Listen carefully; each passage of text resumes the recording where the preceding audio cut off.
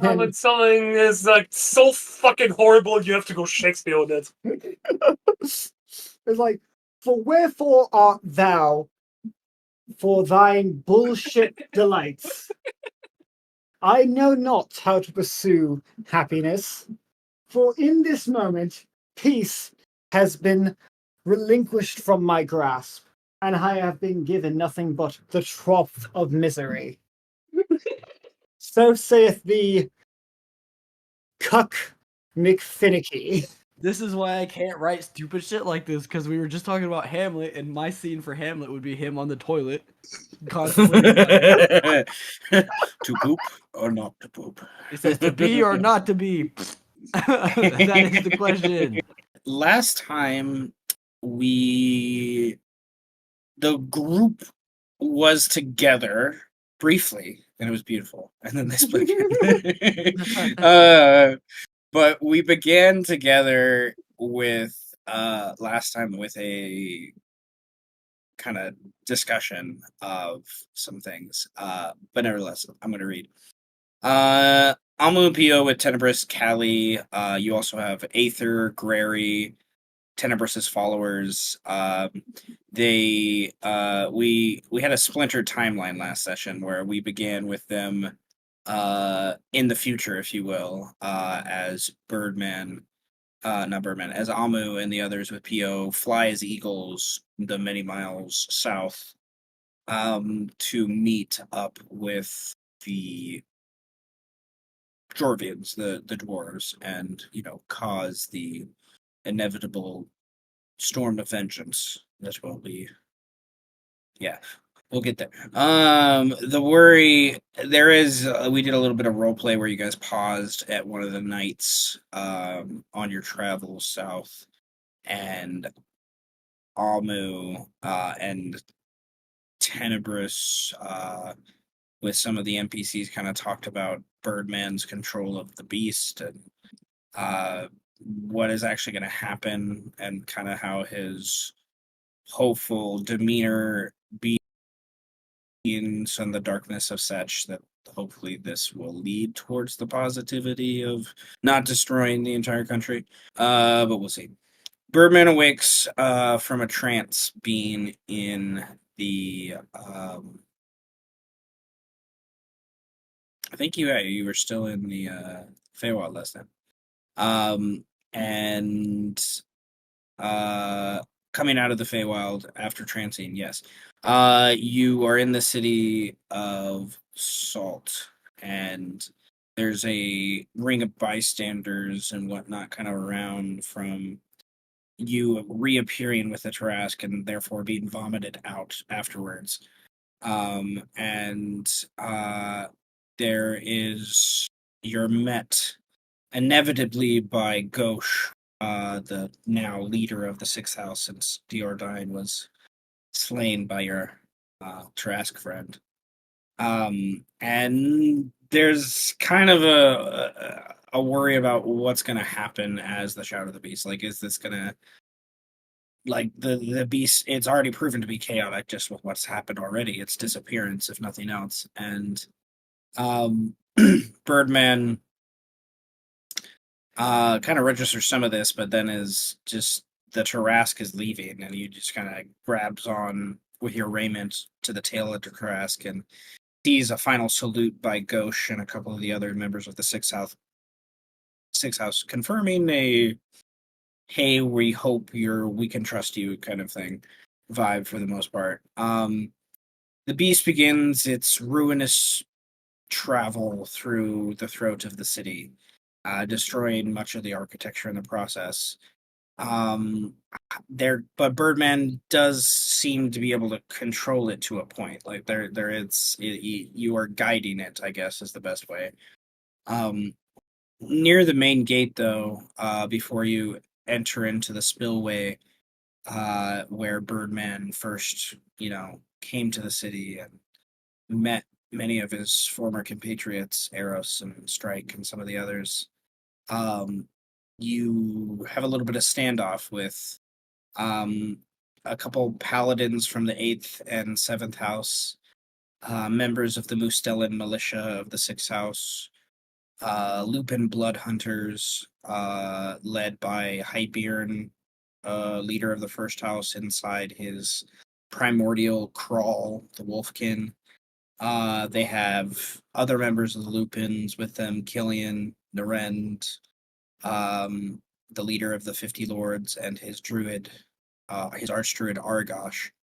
Uh, Definitely led by the human paladin of the 8th house. He kind of takes the lead in this idea of trying to get recompense for like the shit that's happened. And I knew it was gonna blow up in the face, but I was like, this is what the guy would do. So like it was just like I made his character for like one of these purposes, for one of these very scenes. And Birdman uh is beyond he can't he kind of we play around a lot last session with the raiment earning a sentience and Eros kind of doing the voice of it. Um and there's a cacophony of insults and stuff that leach out in the middle of that, and it's kind of eventually agreed that this isn't like worth it. Like Birdman, the impression from those that had in the crowd a high enough insight, which most of them did by that point, that like Birdman is not in control of the beast. He is there with the beast and kind of guiding it. There is there's a symbiosis to a point, yes, but like it's not a direct like, hey dude, go do this unless the thing wants to do it. Like it's like if so and it's also like right now you have a rapport with the beast to where like it likes you enough to where like you haven't like degraded loyalty with it to where it will distrust you. So there's kind of a little balance going on with those things. But Birdman and the Trask begin to leave. And at that time, horns blow from the eastern winds, and a literal horde of centaur, led by Animaesus, particularly the paladin Strassa, astride dinosaurs as they come into the city to take control of the city. Hyperion howls out with his wolves.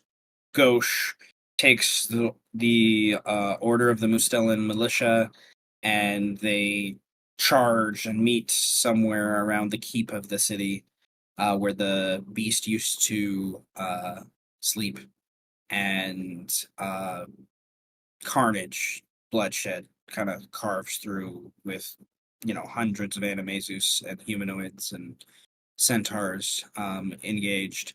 While that starts to build, Mel and her group of undead have come to flank and basically aid the other houses, and attacking from the underbelly, and at the centaurs. And the fight dies down after a time. Like it's wrathful and destructive, and it's starting to die down.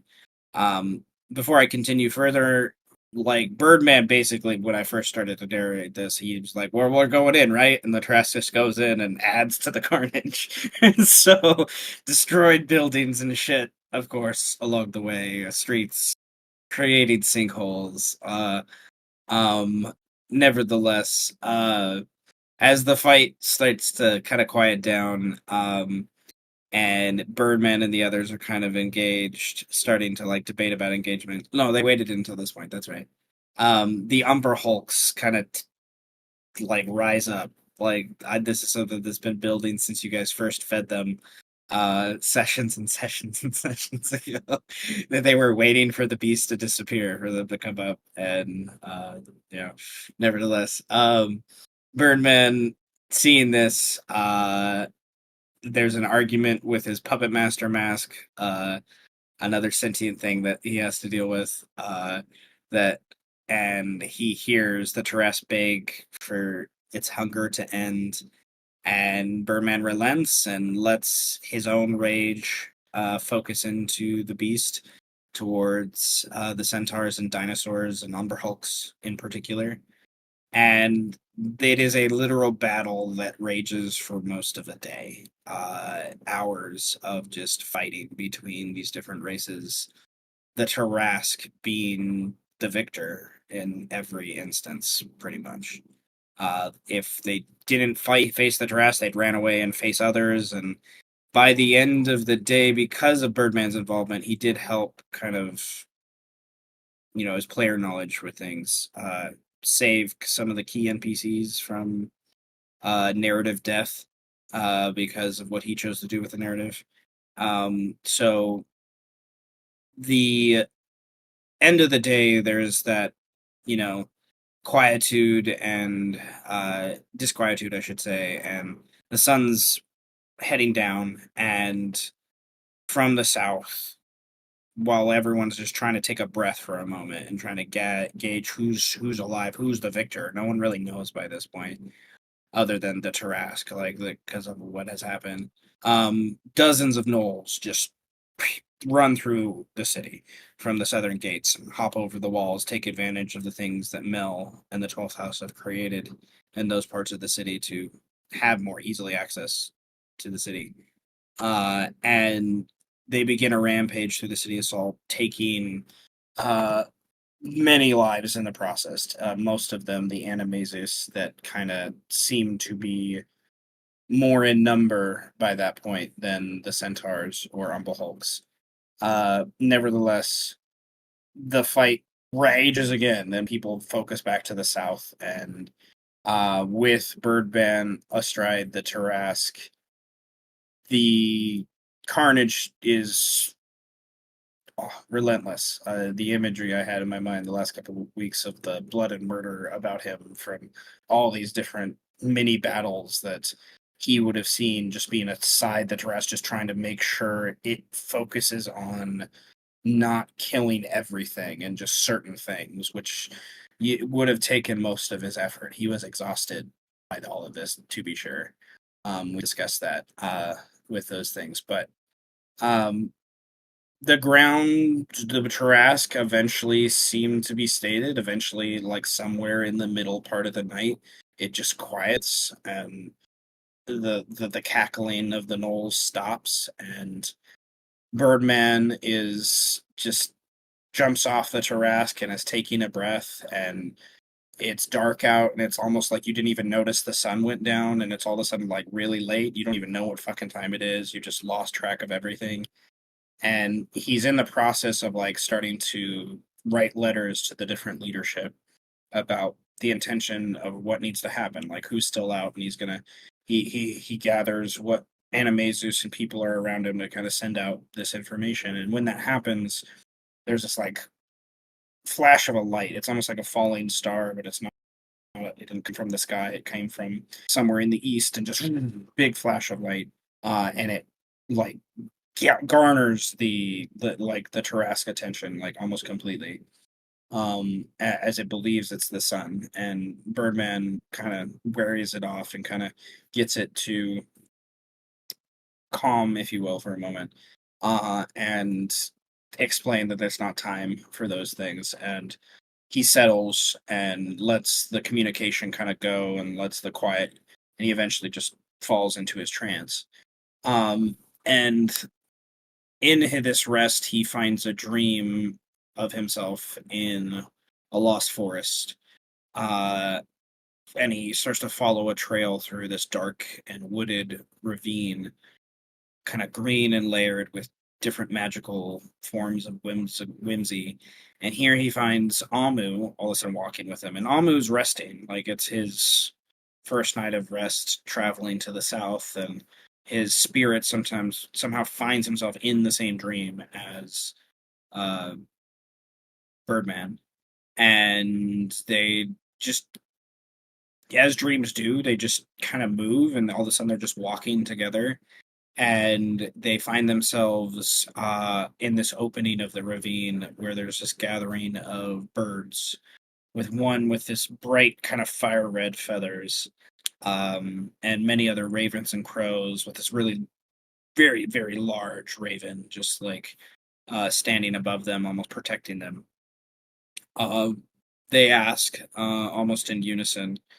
Birdman and Amu kind of take control of the conversation and, ask for clarity. You know, what is going on here? They generally get the impression of, at first, I think, of what, Jock was trying to do here. And he has met them before with birds and things like that. They are often his um, messengers.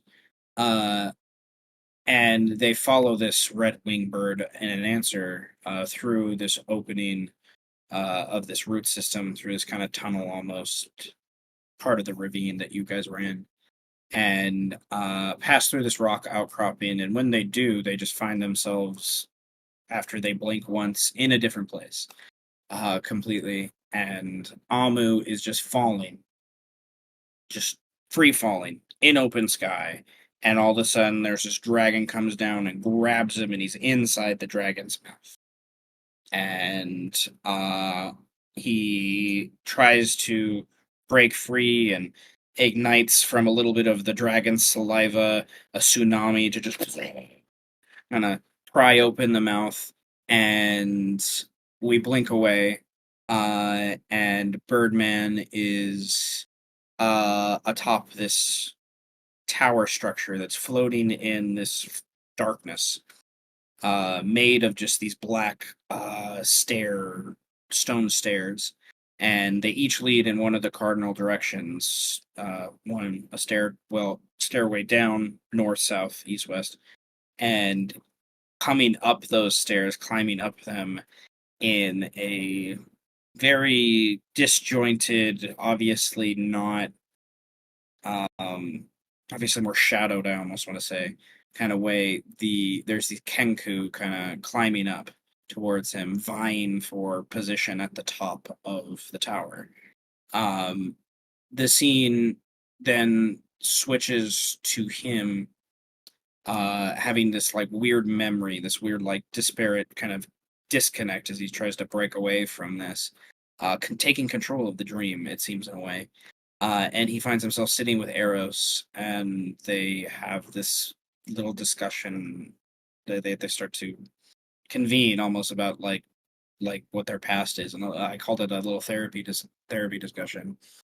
And then lastly, we broke away, since we didn't have Tenebris with us last time, to Kaly spending the end of the session pretty much being disquieted from her own sleep, from what has kind of been building, from her literal brain activating these warning systems that seem to have been placed there by the Lord Primus.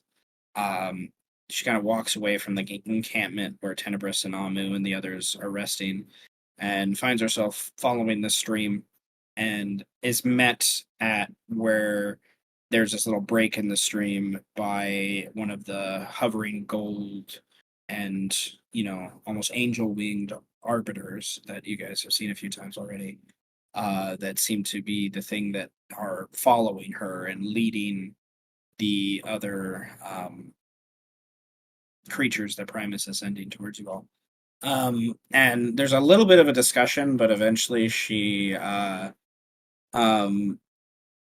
some discussion about like it trying to convince her to give it more information about her compatriots and things, and having her return to Primus and leaving them there.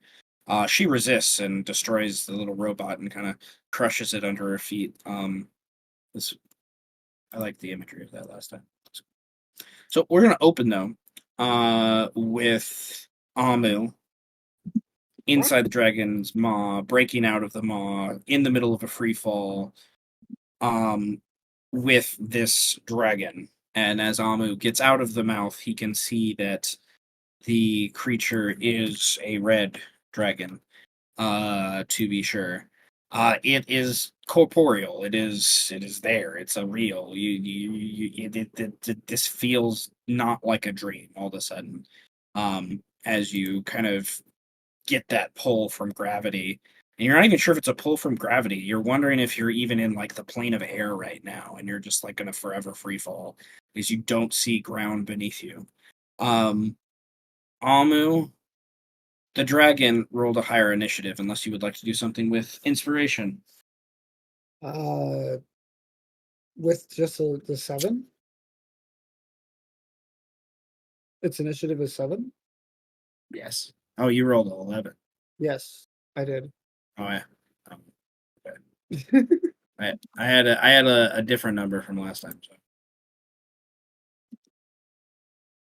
I didn't, because I didn't see an initiative for me, so I just rolled one. I didn't know if Oh, everybody I think was. you rolled on a different map. That's fine. Okay.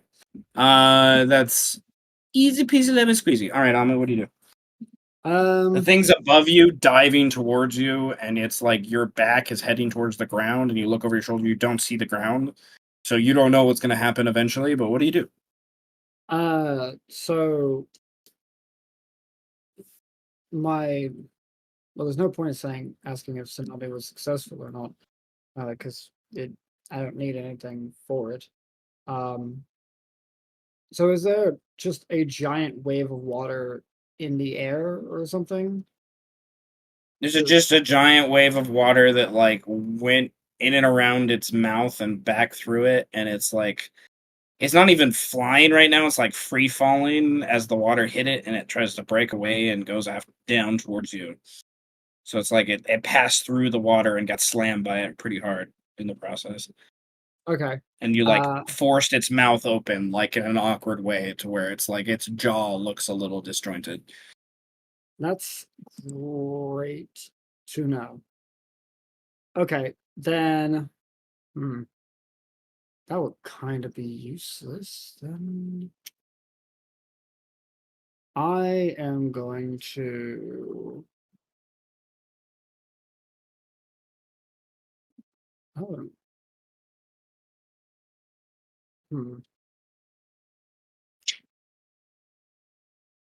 Okay, I am going to bonus action wild shape into a giant eagle. Okay. And then, because I technically think this is possible, there's nothing saying that I can't do this.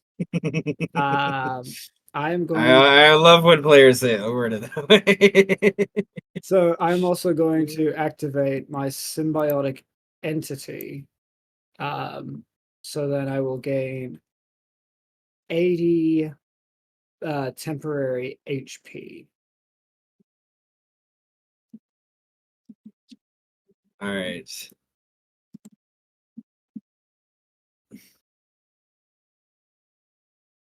You are true. The only thing that would have stopped that before is the action economy. So yeah, you're true. That's fine. So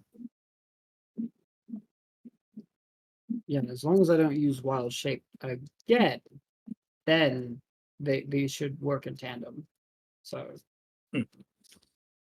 So how I've been looking at the 2024 rules, and there's some of the things they use in Wild Shape that I'm going to adopt in the near future for druids.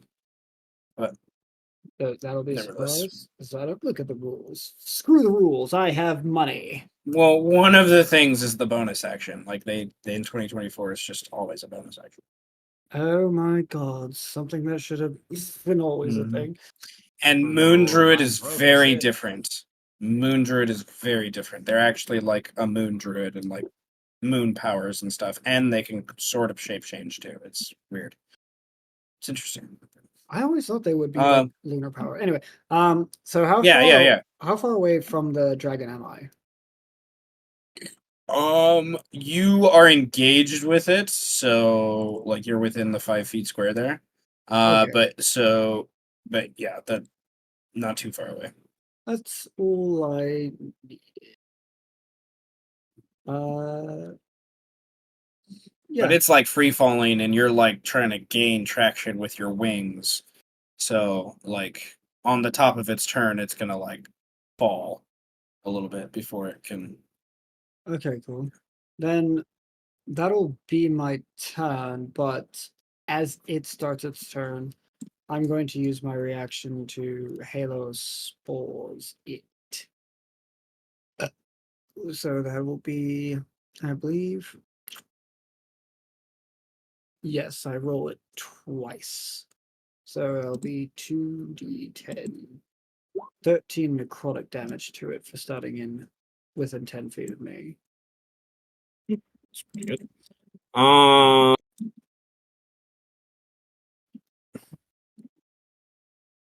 Okay, that's fine.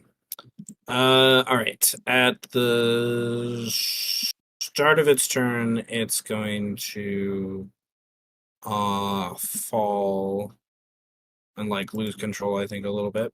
I would like you as a bird to roll not a very high, but I would like a deck save as a bird to still not get yourself flipped over and whatnot as you're trying to fly. Uh, okay, deck save. Does not have that, so it's just a flat d20 plus 3. 18. Yeah, easy peasy. You like spin your wings and move out of the way easy enough. And then it's like under you now and it's able to finally get its wings out and then there's just like rain and water just hitting all your wings and stuff and you guys are kind of soaked. So for that in the process, it's going to I'm going to say because of what you did to its mouth, I'm going to say it has to start with a roll for dragon breath, and it does not get it. So he is going to, in common, growl out to you, "Why did you bring me here, beast?" And he will frightful presence you Like, first at the start of his thing. So I need a wisdom save. uh, that wasn't supposed to be advantage, but fuck it, I'll use the inspiration to give myself the advantage so that I can beat the save.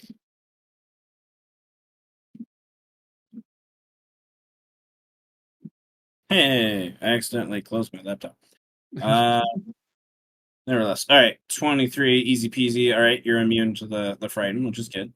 For anything future.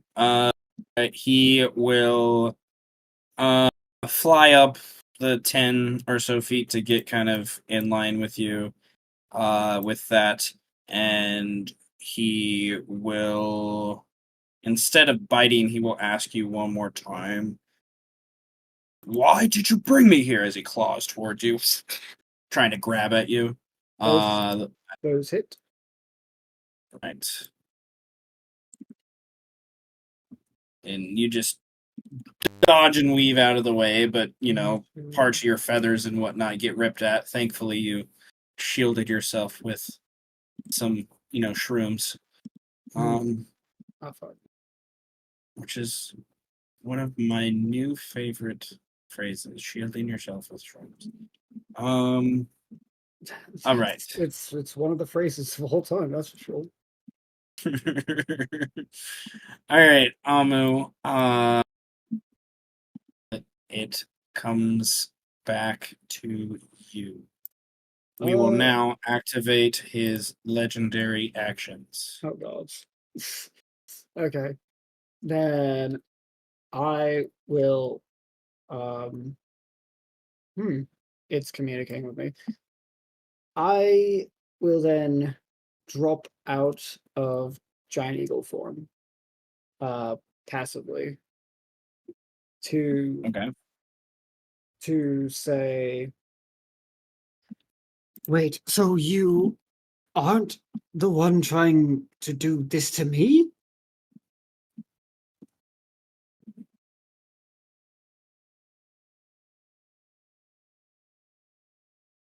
It looks confused, and you start to fall, and it doesn't grab you as it spreads its wings and continues to flap them.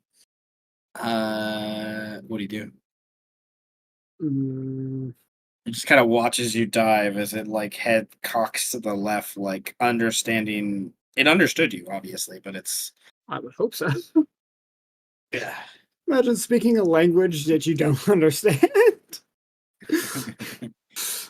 I will. My gods. Well, time for this -2 charisma to come into play. Oh, I love it. As you fall.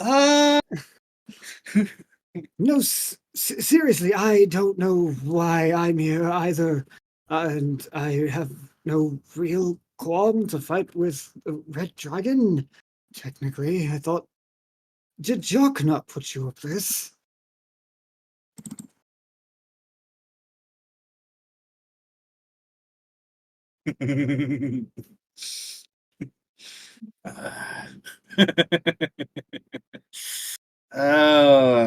Oh, that's funny. That's really funny. Okay. Is that your turn?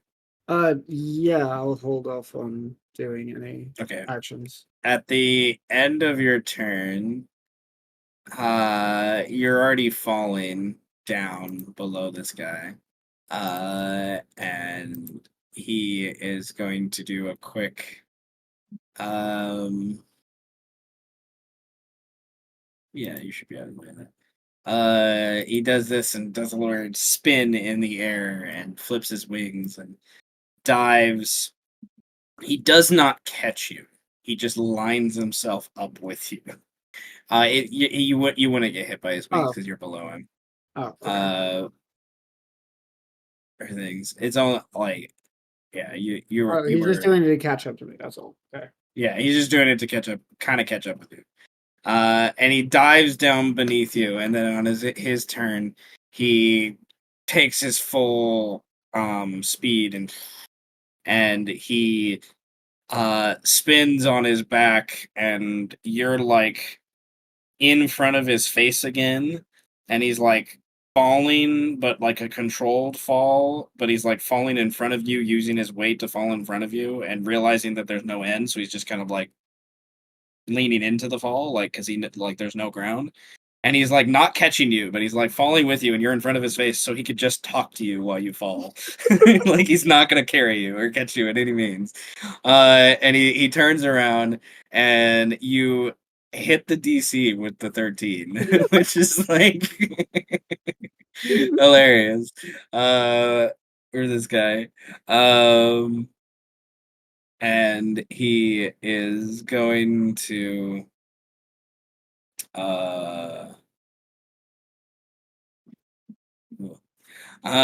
in a very forceful and intimidating manner. I know nothing of Jock other than who he's supposed to be. Who are you? And tell me now. I am hungry. I will eat you if I have to. Where Well, are we? Amu crosses. Amu, like, falling head first, crosses his arms casually. He's just taking the fall as well. Says, well, I am Amu, Archdruid of the Circle of Spores. And last I remember, I was walking through a forest, and messengers of Jacques appeared before me. I took one step under a branch, and I was here. If I had to guess, this is the elemental plane of air. I was sleeping. As was I. But I was on a different plane than this. You are obviously from the material, but I was in limbo with my party and compatriots.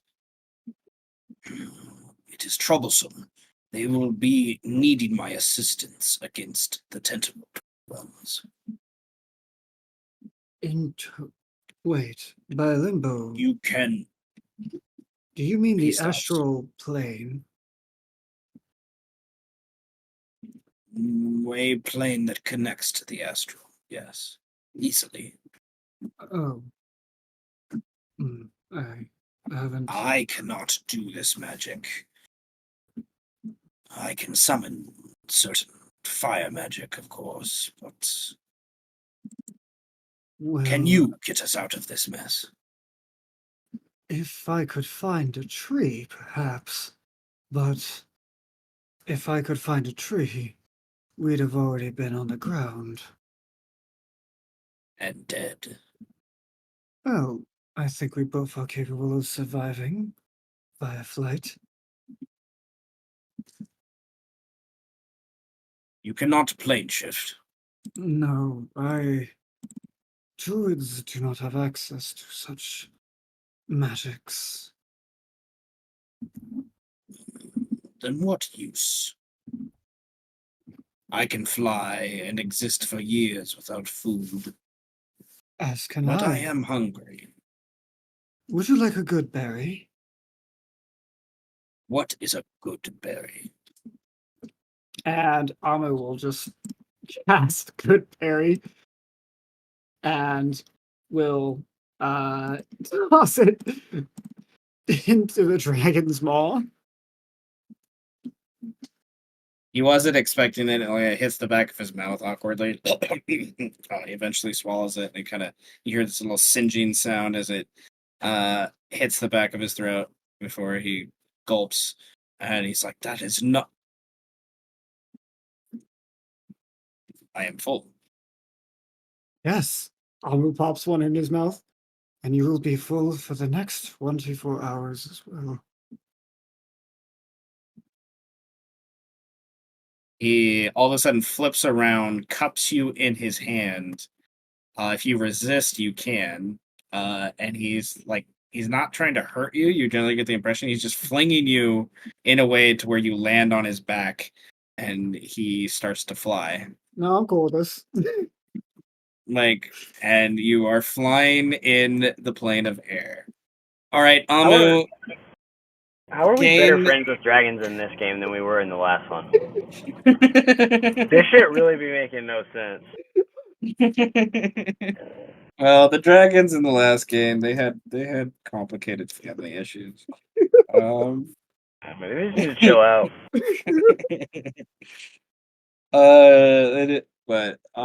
Nevertheless, Amu gained 2 inspiration as I knew you had a -2 charisma, and I was like, if he does roll a charisma, he's got a -2. But you rolled the 13, and I was like, so because he has that's his passive wisdom is the 13. So, nevertheless, he shrugs his shoulders, and you're now flying astride the dragon. There was a much higher chance for you to have to fight the dragon. That's kind of funny. But In fact, just to make this funnier, Amu is I cast regenerate on him. As I say, sorry about your jaw, the desperate situation and all. the magic takes over, and you see his right claw come up to his jaw and kind of help it resituate into his mouth. And he's like, he nods. A dragon I didn't expect to have to name, so I didn't name this dragon. So now I need a name for the dragon. Alright, that's 2, count 'em, 2 dragons that had not expected to name this session or this season. That's 2, count 'em, 2, baby. We're fucking 2 for 2 on Seth naming dragons. Yep. How about Yep. Barmok?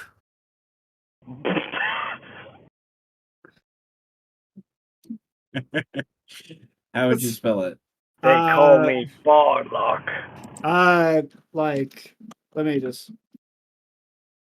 like that. Barmok. They call me Uh, Barlock the Terrible. The fuck? Fuck. You don't seem like that bad of a guy to me, Barlock. Okay. Now that you're flying away, Amu, That's I would something like to you to roll an insight check. Ah, You are in the plane of air, doing your thing. okay. Flying in a direction, you're not sure. You kind of feel gravity, but you're not really sure if gravity even exists here. So it's just the flying helps you go in a better direction than just falling straight down. So Yeah. falling in a direction, not even straight down. So before we transition, does Alma want to do anything?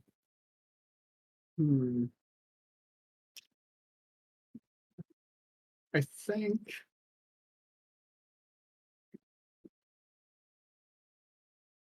God, this is I wonder. Let's see. Immediate future. No. You know what? Should I?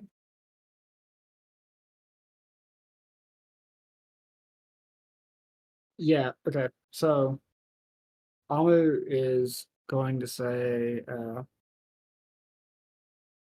Jacques, whatever game you're playing at right now, I'm sure me and Barmak here would appreciate if we could both be returned to our planes. And I will spend 4 inspiration to pass that message along to get us the fuck out of here sooner rather than later.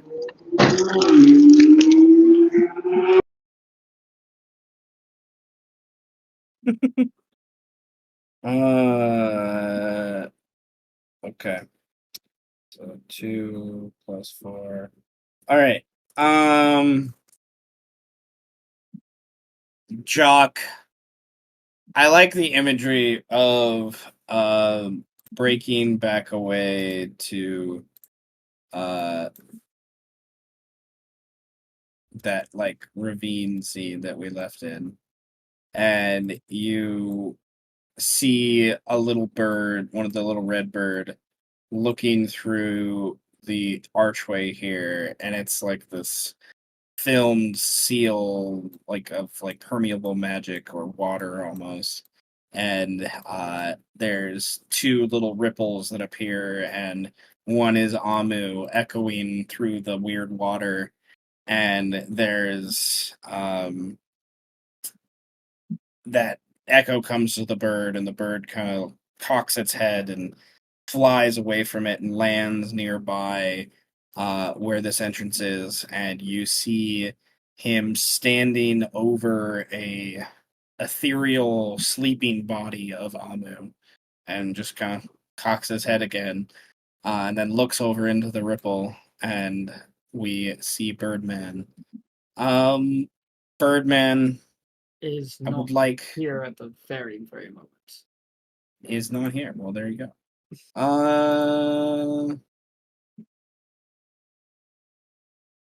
I had a question for both, but that's okay.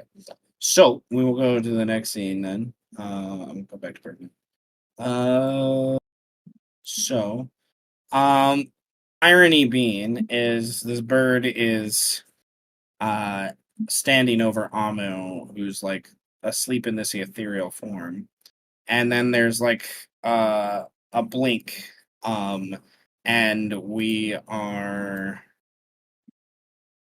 at the campsite, if you will, and there's a blink of a bird over Amu, and it's like, he's wrestling weird. And then someone else says from behind you, Scorpions or Lord Fallen, what is that noise? Another person says, what's that light?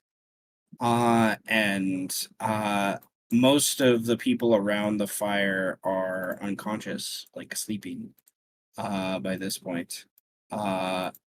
I imagine the Elvenkin as normal with Tenebris and the others armament. So Pio, Grary, the two other druids, Aether seems to be awake at this point. There are groups of flashes of light, and they all kind of signal around you. And nearly simultaneously, we have Kaly returning from her little walkabout, where she found the Arbiter to kind of probably return information back to the rest of the group. And they find themselves slightly surrounded. I would like initiative to be rolled by Tenebris and friends. Cheat. So Kaly as well.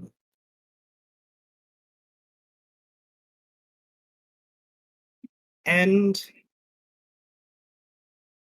How do I roll initiative again? Oh, you need to open your sheet and go on the core page of your sheet. And near the middle top portion, you should see a spot that has a number that says initiative. And you just need to click on the initiative word, and it should highlight in red before you click it to say that it's clickable. okay. Give me 1 second, please.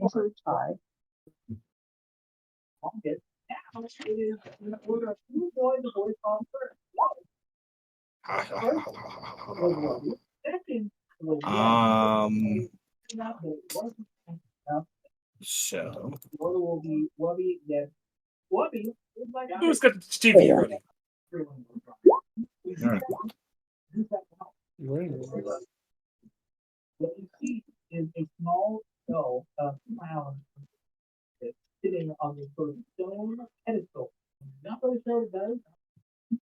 The final countdown.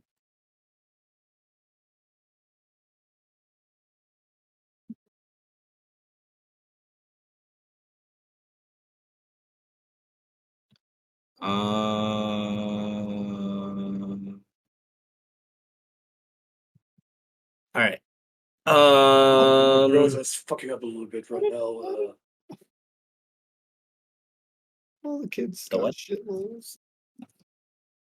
All the kids did get shit rolls. They're surprised, I guess. They're not really surprised, because Aether was able to warn you all. Well, also Tenebris, you have a ridiculously high passive. So, I also still And- need to roll for falling simulacrum, but my roll 20 browser in general kind of is fucking up right now. roll for Lord Gravitas. So, Thank you. all right. Not necessarily surprising, but Tenebris, you have the top of initiative. Well, what do we do here? And like in true Star Trek fashion, these guys just appear around you. Just boop, boop, boop, boop, boop. What if we just teleport the fuck out? That would be the smartest thing to do. You could do that, yes. But you do have 5 sleeping people. So sleeping is not willing Shit. because they're unconscious. Okay.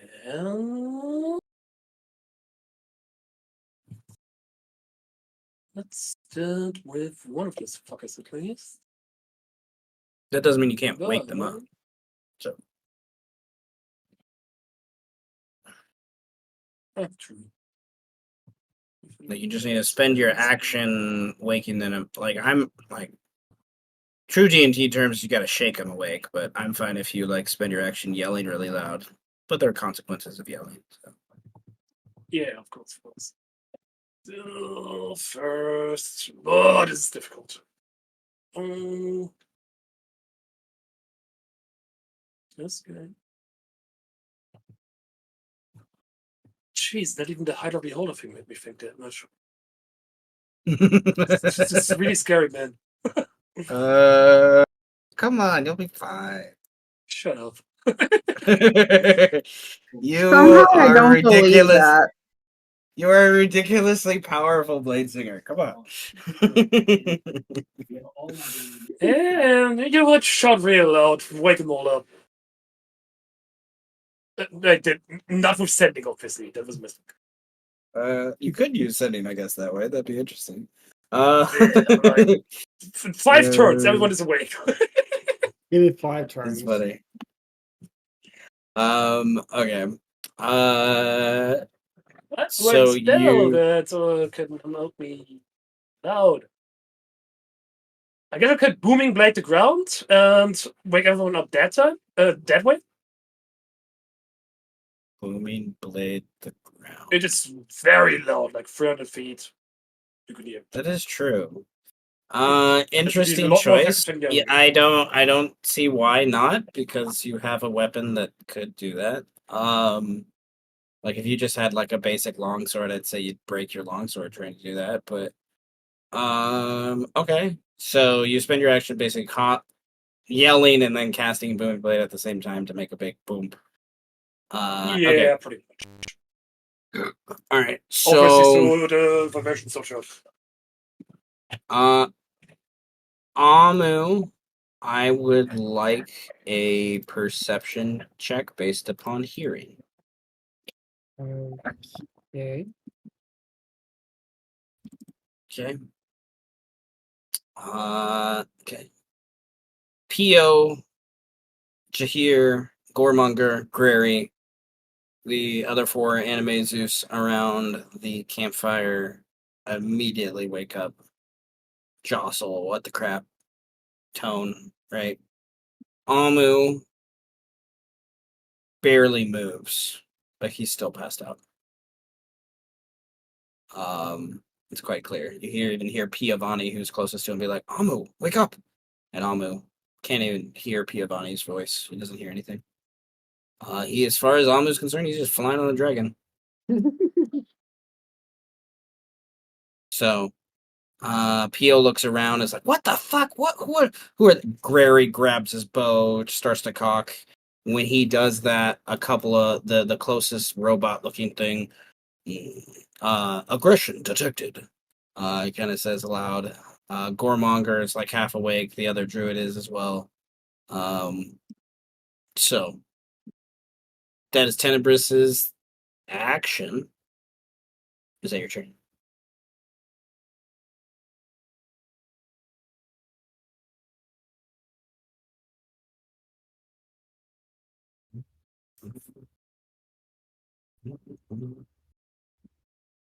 Is that your turn, Greed?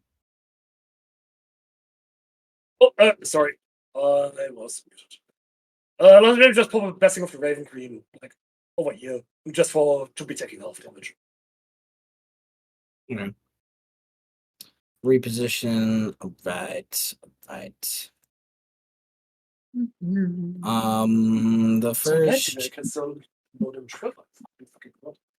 The first arbiter flies over 50 feet, hovering only a few feet off the ground, pretty much in line with the smaller creatures that are around the campfire at eyesight with them.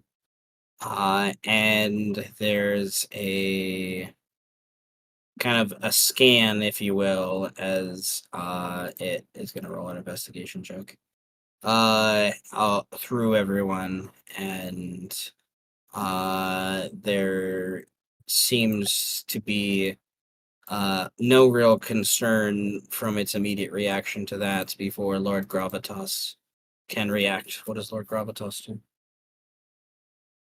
What is even indeed?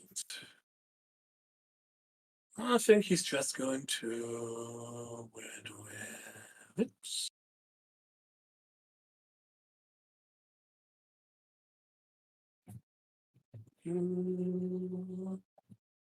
Oh, that's what it was.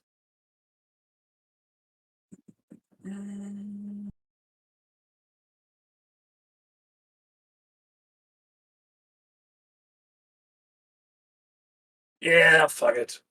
Mind Sliver. That is good. That's right. Mind sliver. Raise Okay. sheets. Here it What, is. what do I gotta do? Yeah, I forget. It's been a while since I've had to do. All right.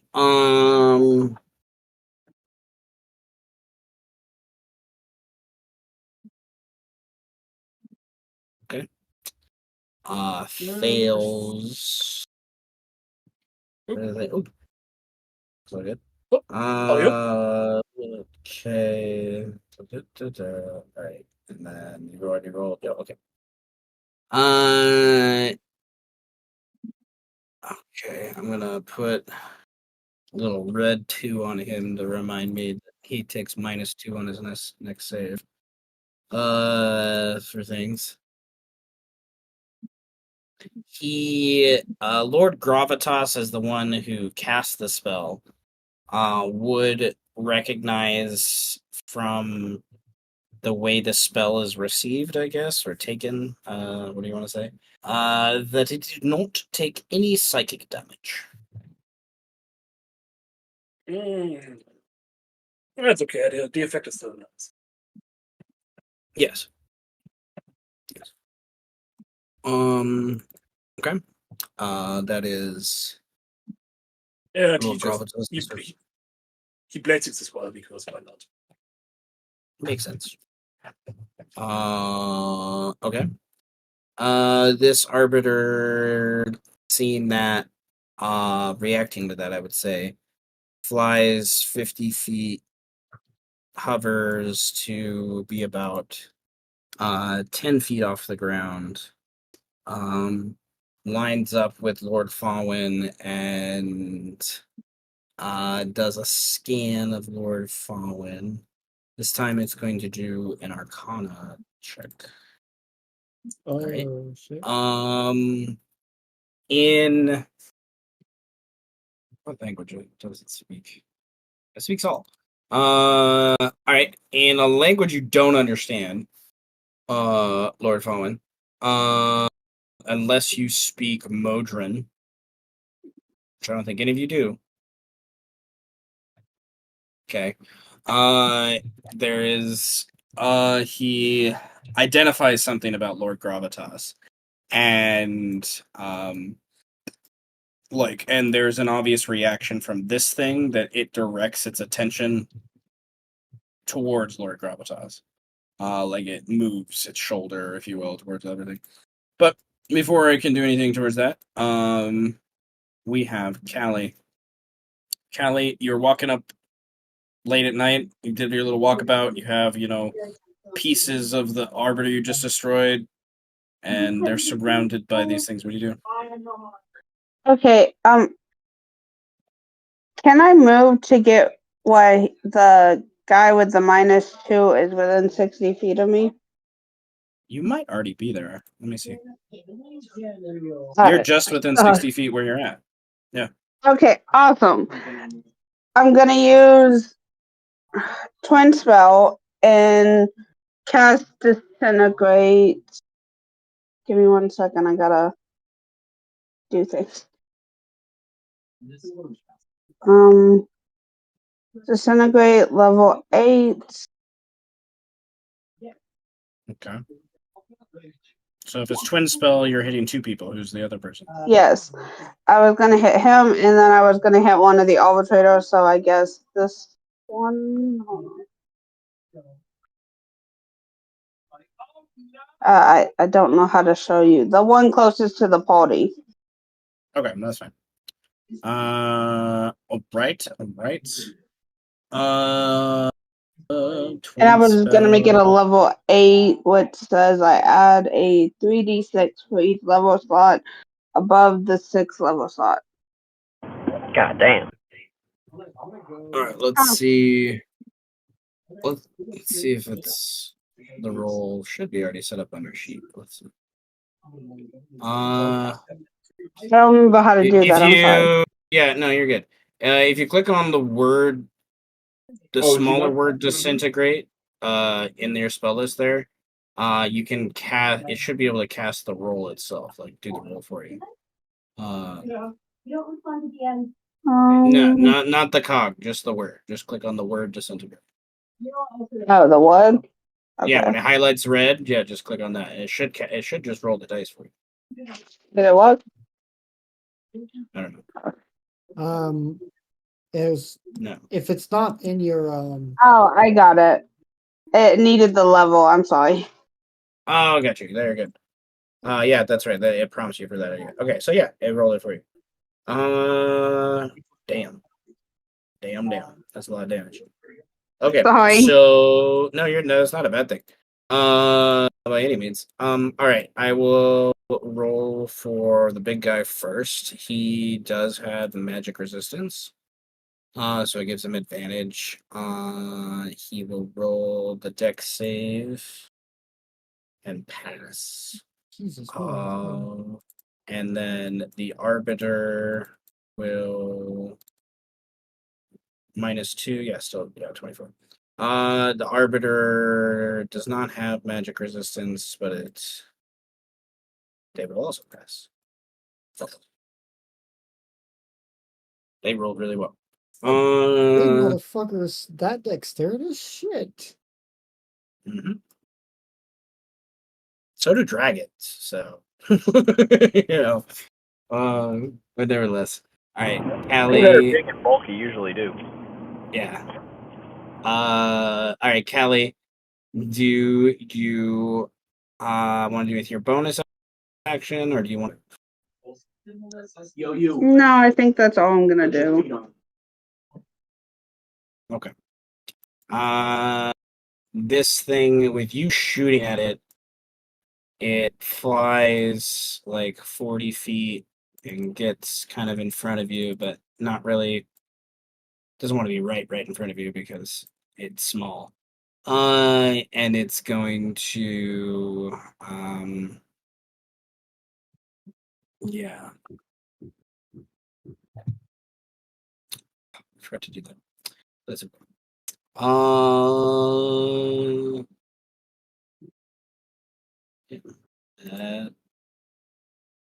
What? Oh, the DC got messed up. Maybe? No. Okay. So DC 12, Kaly. I would like a charisma save. No, a wisdom save, I'm sorry. DC 12 wisdom save. As this thing tries to command you to grovel, to fall to your knees prone.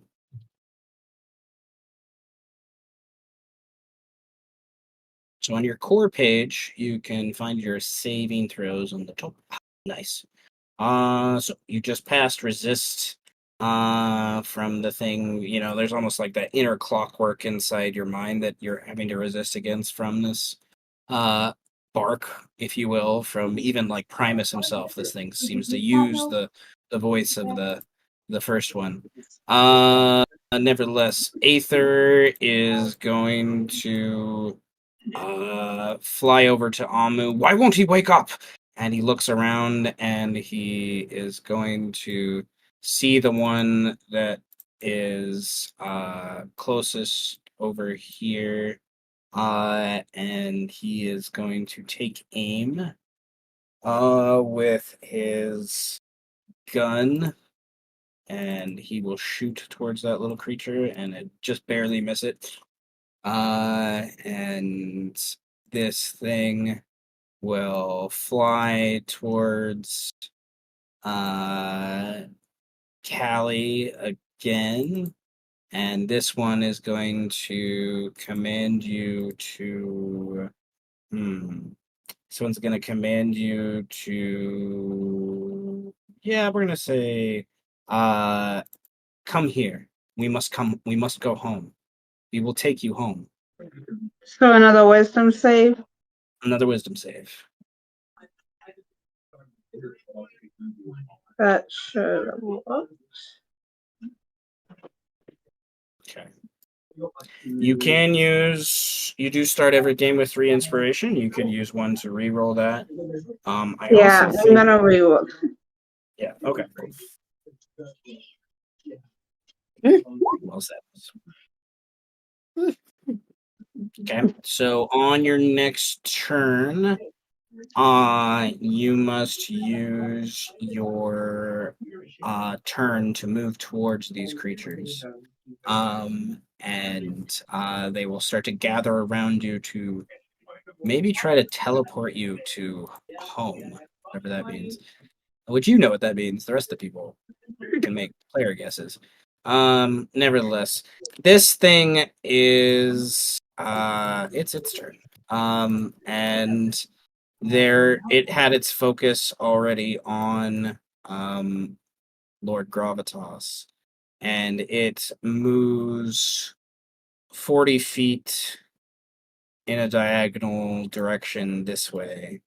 And then it will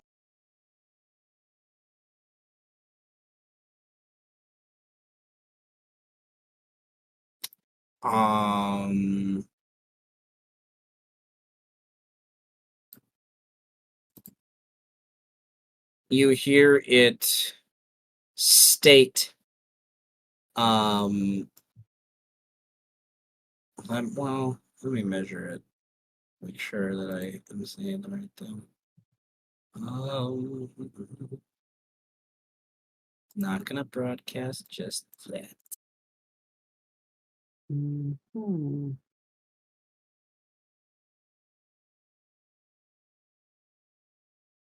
Yeah, that's fine. Okay. It states as part of its action in common, sacrifices must be made. And God damn it, Brendan. Miss Brandon. Yeah, okay, good. I'm sorry. You're good. You're good, man. It states sacrifices must be made.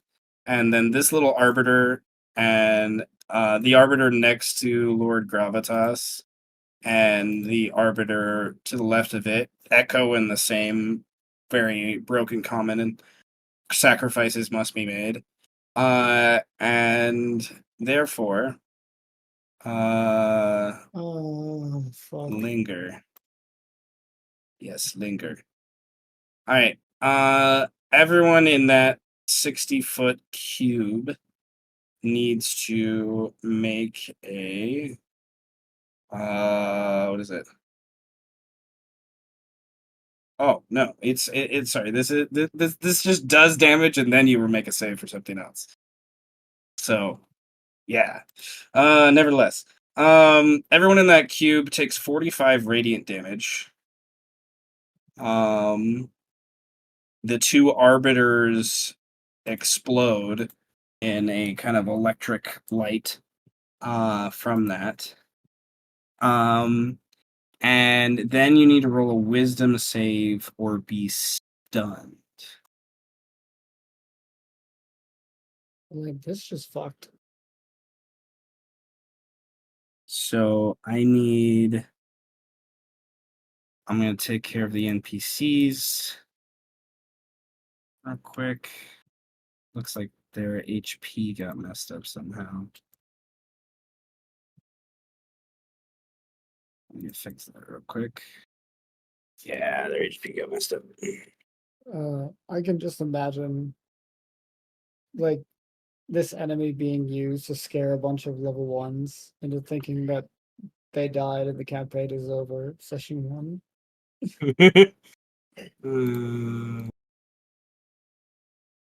All right. Yeah, my silvery bombs it, because why not?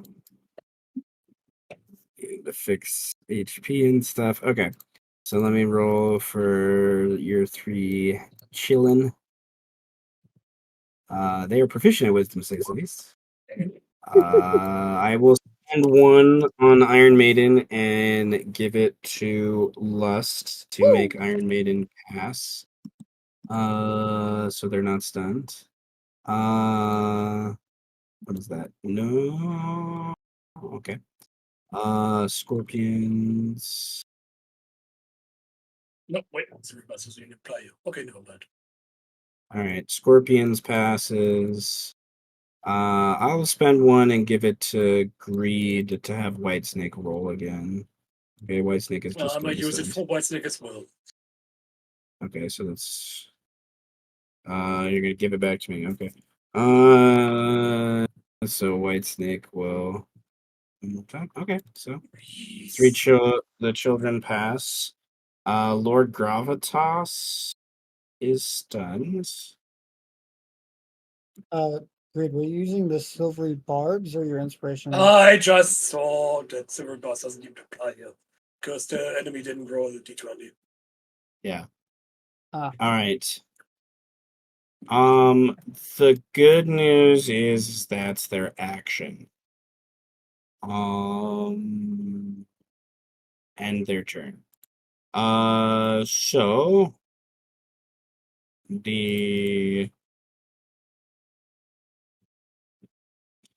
this creature just out of range runs over to here and then is going to jerk its arms back and they like resituate in almost a transformer-esque way. And they will cast one, so 2, 3, 4. Wait, 2. Yeah, it's 5. Okay. Yeah. They will cast at a 5th level as their action command that will hit all 5 of you beautiful people. Yeah, 5th level counter spell. Okay, because they were gonna have you drop all your weapons. There ain't no way. So, all right. 5th level counter spell. All right, good. All right. This arbiter here is going to dash over to where the others are for Kaly. Scorpions is going to And I command him to fall back after shooting. yeah. Shell step. Okay. So scorpions will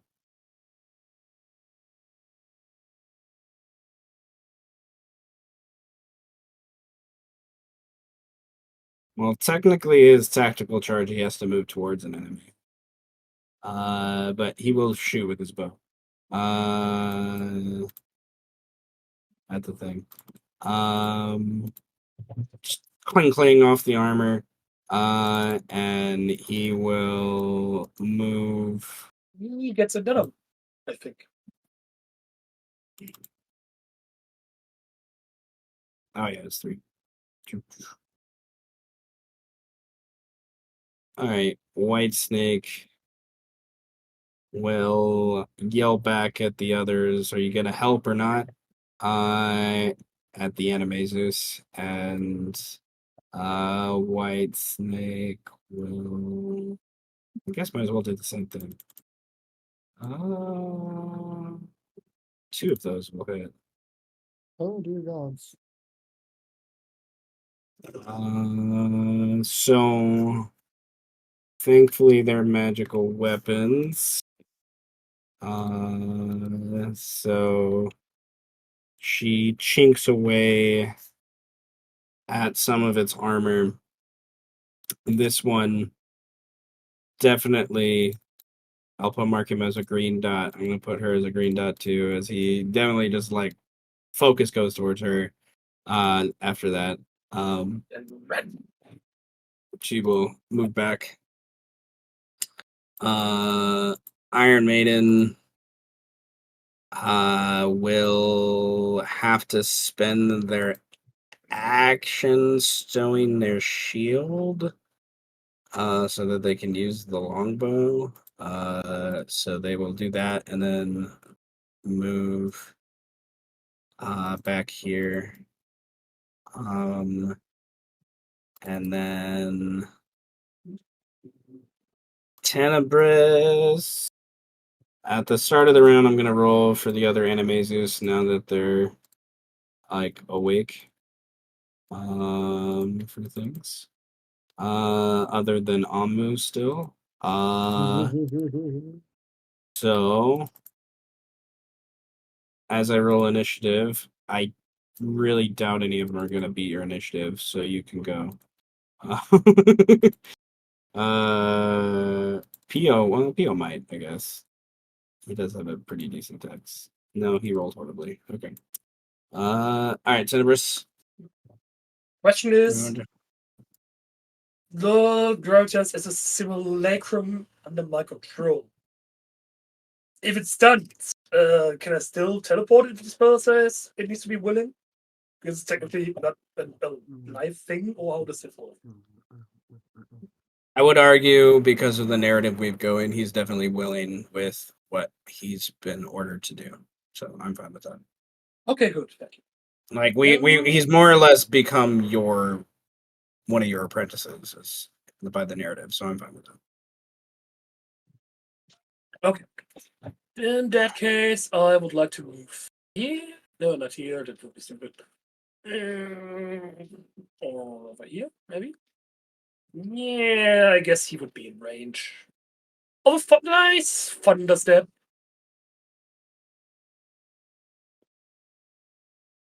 Okay. Thunderstep. Cool. It's one of my favorite spells. Yeah, and again, it's also a revel out again. Whatever, fuck it. What does it is? Spell stop right quick. Bada bing, bada boom. Roll it 3d10.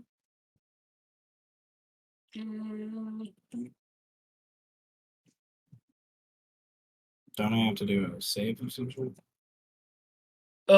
True. That would be a con save. DC 19.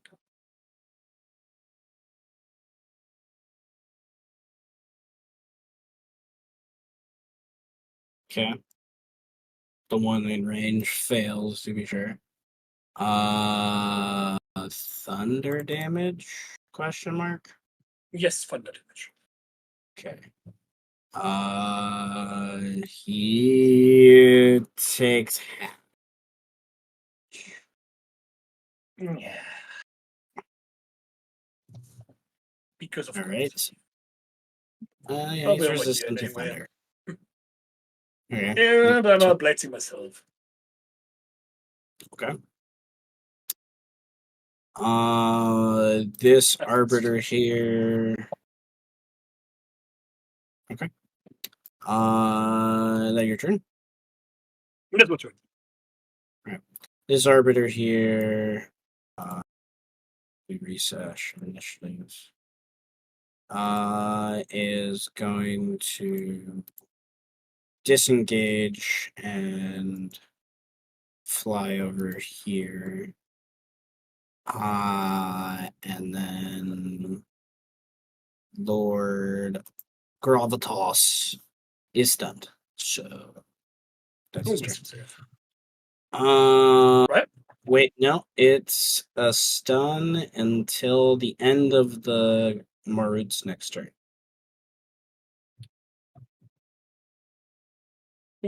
So, so yeah, the end until the end of the one with the green dot. Nevertheless, Kaly, what do you want to? Oh, well, you have to walk towards them. You have to spend your movement walking towards these people. Let me reread command one more time. Pretty sure it's your whole It- turn. Go.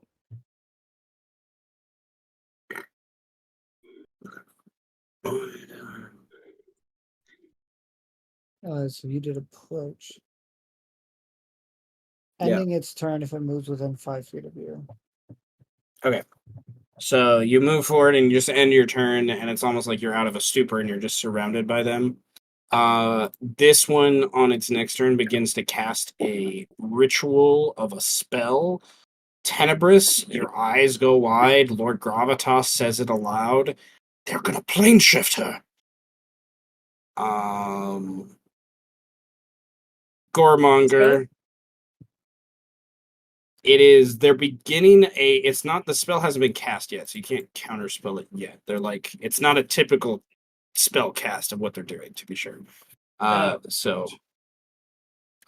doing like a build up to it. So you would have to make sure you're ready to counterspell and have your action ready for when they're about ready to cast. Is more or less the implication.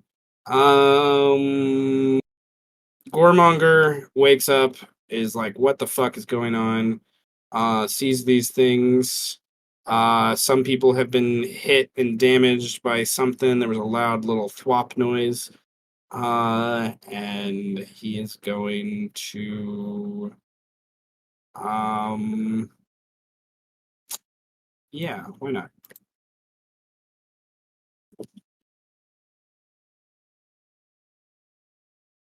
He's going to where are you?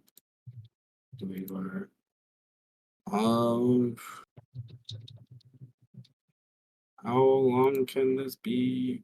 Yeah. Okay. He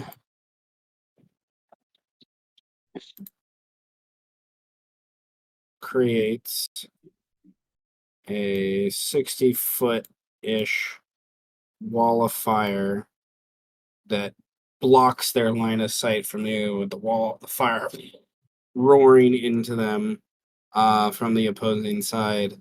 And then he will move back and say, Lady Kaly, you need to move!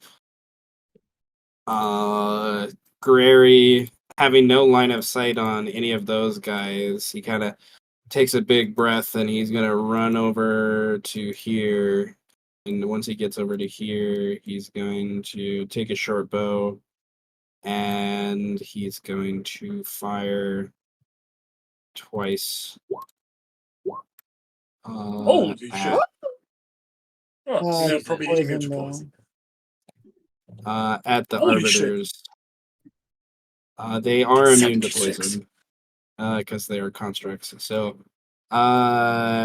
which is sad, but nevertheless, that is 14. No, the 13 misses. So, that is 13 piercing damage to one of them near Kaly, trying to knock its attention from its concentration. I'm gonna have it roll a concentration check. Needs to get a DC of 10. Maintains concentration. Aether is going to look over and he says, Master Pio, may I?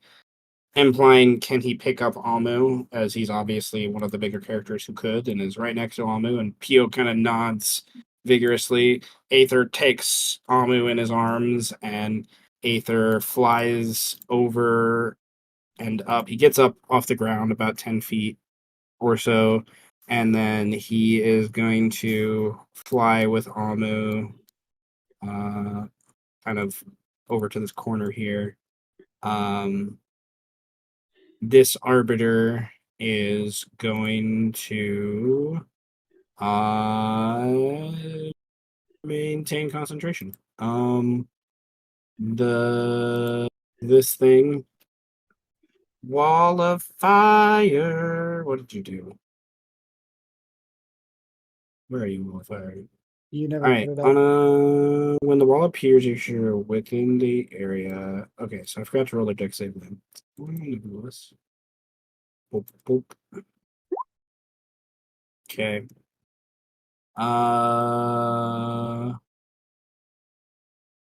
Let's post you. Okay. They take the fire damage. They do pass, so that's half from the initial cast, and then they start their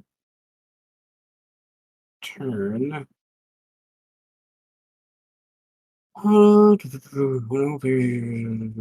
one side of the wall, you can cast spell. Ends its turn. Okay. Ends its turn. So the creatures literally just walk through the fire. Even if it does more damage to them, they're just that cool to where they don't care. For things. And some more damage. All right. And well, it's only one of them. My bad. Walks through the 30 feet or so. And is going to on the 5 closest to him, he is going to cast the 5th level command as his action. So this will be let me get a Excuse me. line going. This will be Pio, Jahir, Scorpions, White No, he Snake, doesn't. and Iron Maiden. Okay, you spent another 5th level slot. All right. Yes. All right. That will bring us to the other one who walks through the fire those 30 feet.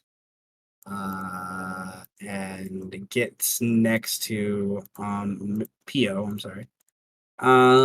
And Pio hasn't done anything yet, so he looks down at Pio and then kind of ignores Pio and looks towards some of the others. But this one has yet to do its thingy, so he's gonna use his action. And he's going to goodness, the wind just picked up. It's supposed to be raining soon. He's oh man, he'll hit his buddy. He wouldn't hit his buddy. So that's Yeah, hit the buddy, um but sacrifices lawful must be made. creatures. Well, the other one Okay. hit his buddies. Or Yeah, they're those just, are arbiters. oh, so they're racist towards arbiters. Gotcha. They're just lower. They just don't care about them as much. Okay, we're gonna do a yeah. Okay, we're gonna do this. He's going to cast a spell as his action, and he's going to yeah. Dimension Door right next to Tenebris. And really Lord Gravitas is who they seem to be focused on here. But that is his action. And Arbiter here maintains concentration. Pio is going to run his little Tookus. And he's going to keep dash and keep pace with Aether. He doesn't want to fight these things. Unless he really has to. He doesn't know what the fuck's going on at all. Scorpions is going to, I think, To me. move and then fire on the one towards you as he moves. There's something that is kind of funny here that I'm realizing, but that's okay. 1, 2, 3. Okay, first 2 will hit. 14 and 15. Okay. And mark him with a little other dot. Nevertheless, it's his turn. Jahir. Hmm, hmm, hmm, hmm, hmm, hmm, hmm.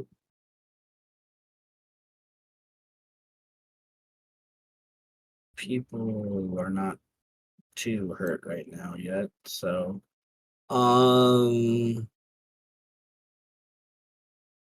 yeah, he's going to move, and then he's going to do a produce flame on one of the arbiters, hitting it for 18 fire. Yeah, takes full fire damage. And that one needs to roll another con save. The concentration is broken. Kaly is not going to be plane shifted until one of them starts the action all over again. So White Snake is gonna move the fuck back, and she's gonna 1, 2, 3. Ooh, damn, everyone good.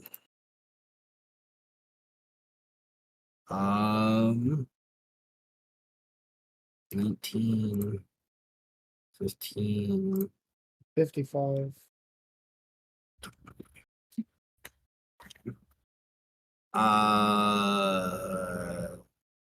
That is that. Iron Maiden is going to. I think she can take her bow out now. She fires 3 times, misses all 3 before she moves back. All right. Before we get too much farther in this, I wanted to uh jump to Birdman. But before I jump to Birdman, I had a question for Birdman. Are you there, Brandon?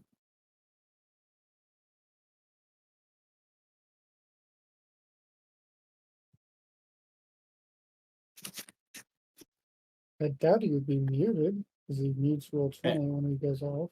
Mm-hmm. Are you there, Brandon?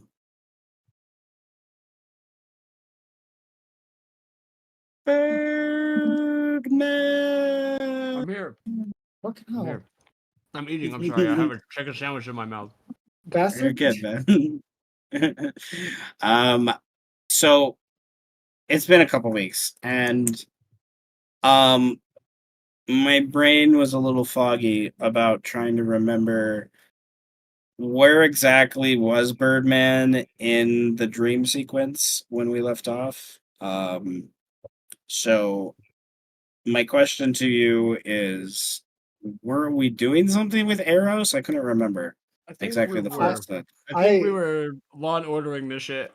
So Dun, dun, dun, dun, I specifically remember. So we left off technically with Birdman on top of the stairway still fighting off the Kenku. And he had chosen to do the metaphysical thing rather than the physical fight. And so next session he was to be transported to the courtroom.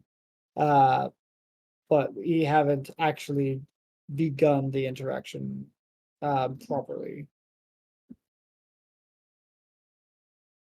Okay. However that happens, I don't know how we can make that happen. Yeah, we were discussing it Yeah. after session, but we didn't actually properly start Get to off it. the scene. Yeah.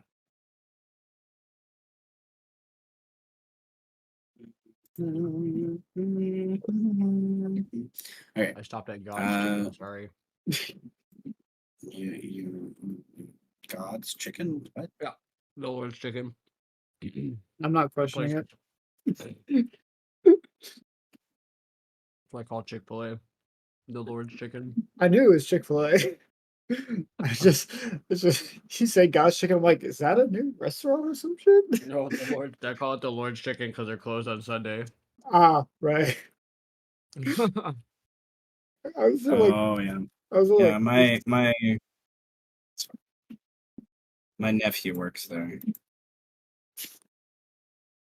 For I have. his Tell your nephew to teenage never say my job. pleasure ever again, or I will find him. That's funny. All right. I need to I have to fucking fix a help. map. I have to help ship product to Chick-fil-A every fucking night. It's fun. Oh yeah.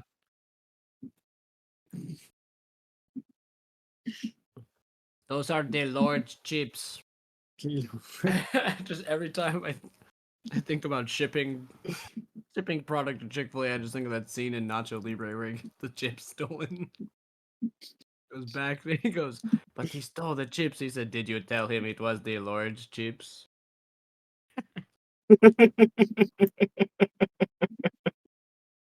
That's funny. Am I in a fever dream right now? No, that is a real line in Nacho Libre. He gets mugged in an alleyway for a bag of chips. He takes the bag of chips away from him. He takes it back to the church and goes, "I have no chips for the salad. I have no What the chips for the hell? soup." And then he goes, "What did happen to the chips?" And then he's like, "They were taken from me in a fight in the alley. Did you tell him it was the Lord's chips?" My brain trembles. Just like that. This- Exactly like that. I feel like we saw it, but we don't remember anything about it. All I remember about Nacho Libre is literally the cover of it. Of just the guy in the fucking this wrestling outfit. Man, if you haven't watched Nacho Libre in more than 5 to 10 years, I would recommend watching Nacho Libre. You will be surprised at some of the shit that you see in that movie. It's pretty funny. Like when they're launching cantaloupes across the plains to like harden his body. I'm Like, that is drawing a memory.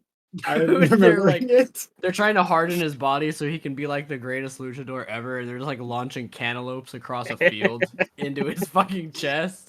It's so good.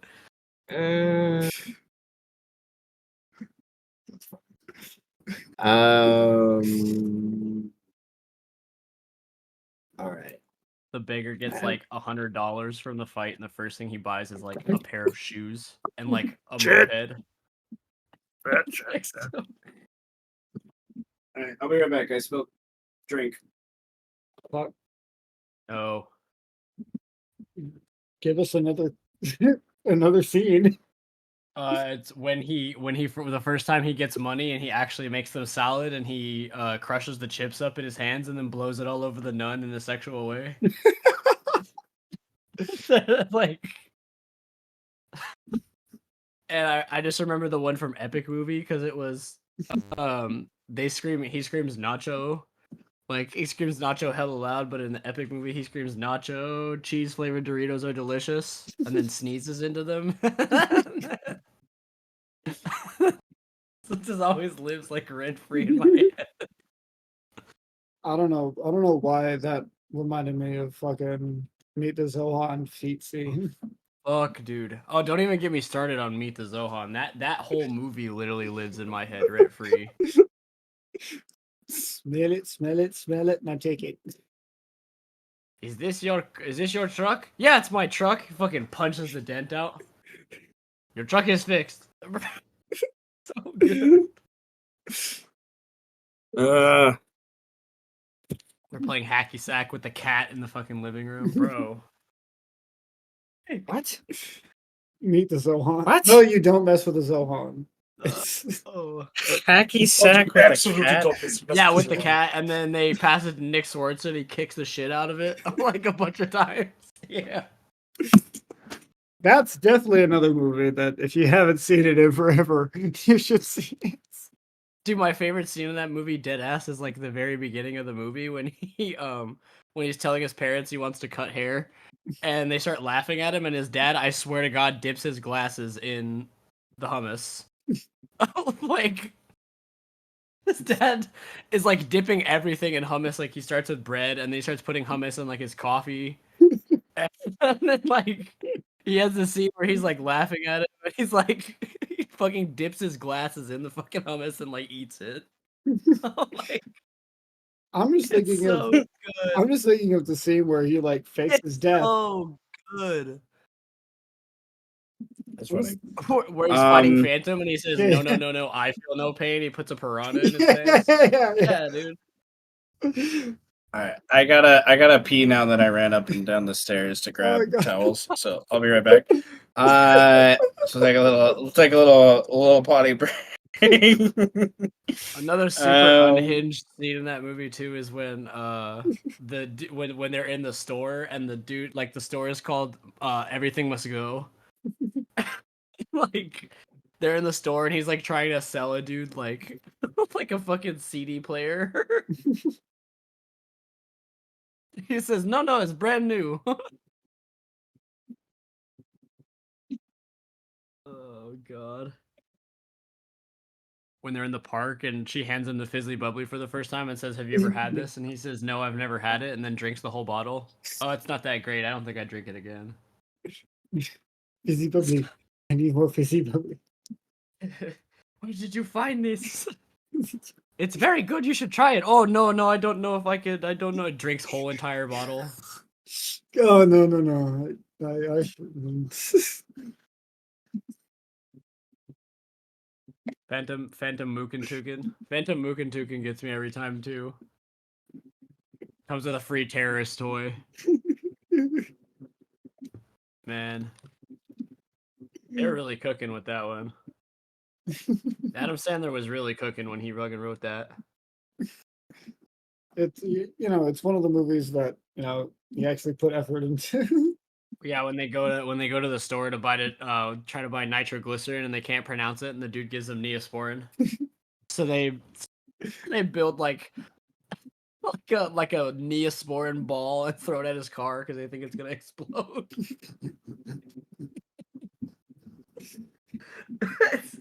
It's so good, man.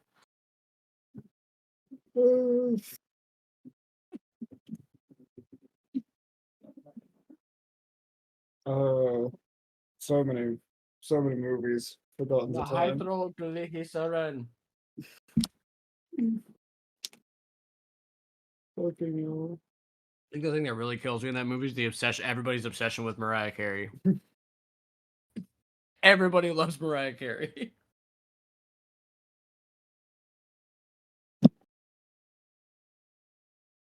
Fuck. Cry up. I love you. I love you too, small horny man. Buy my new album.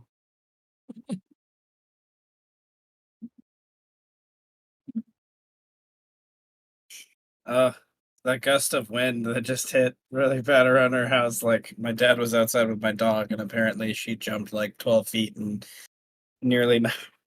I'm really scared from it. Feel bad, but it's still funny. Brandon, are you here? I am here. And I All am right, the Brandon. Zohan. This is- All right, Zohan.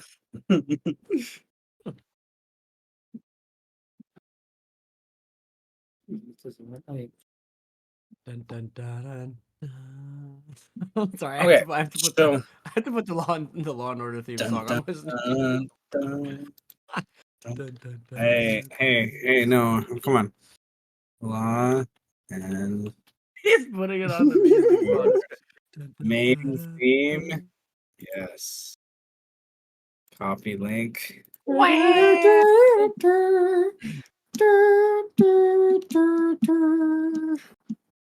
dun, Ah, dun, my caps lock is dun. on. No. Wham! Bum, bum, ba-dum, bum. Oh my god! Yes, dude. Da-da-da-da. This is fucked up. It's 3 a.m. You're waking up, watching TNT, channel 18.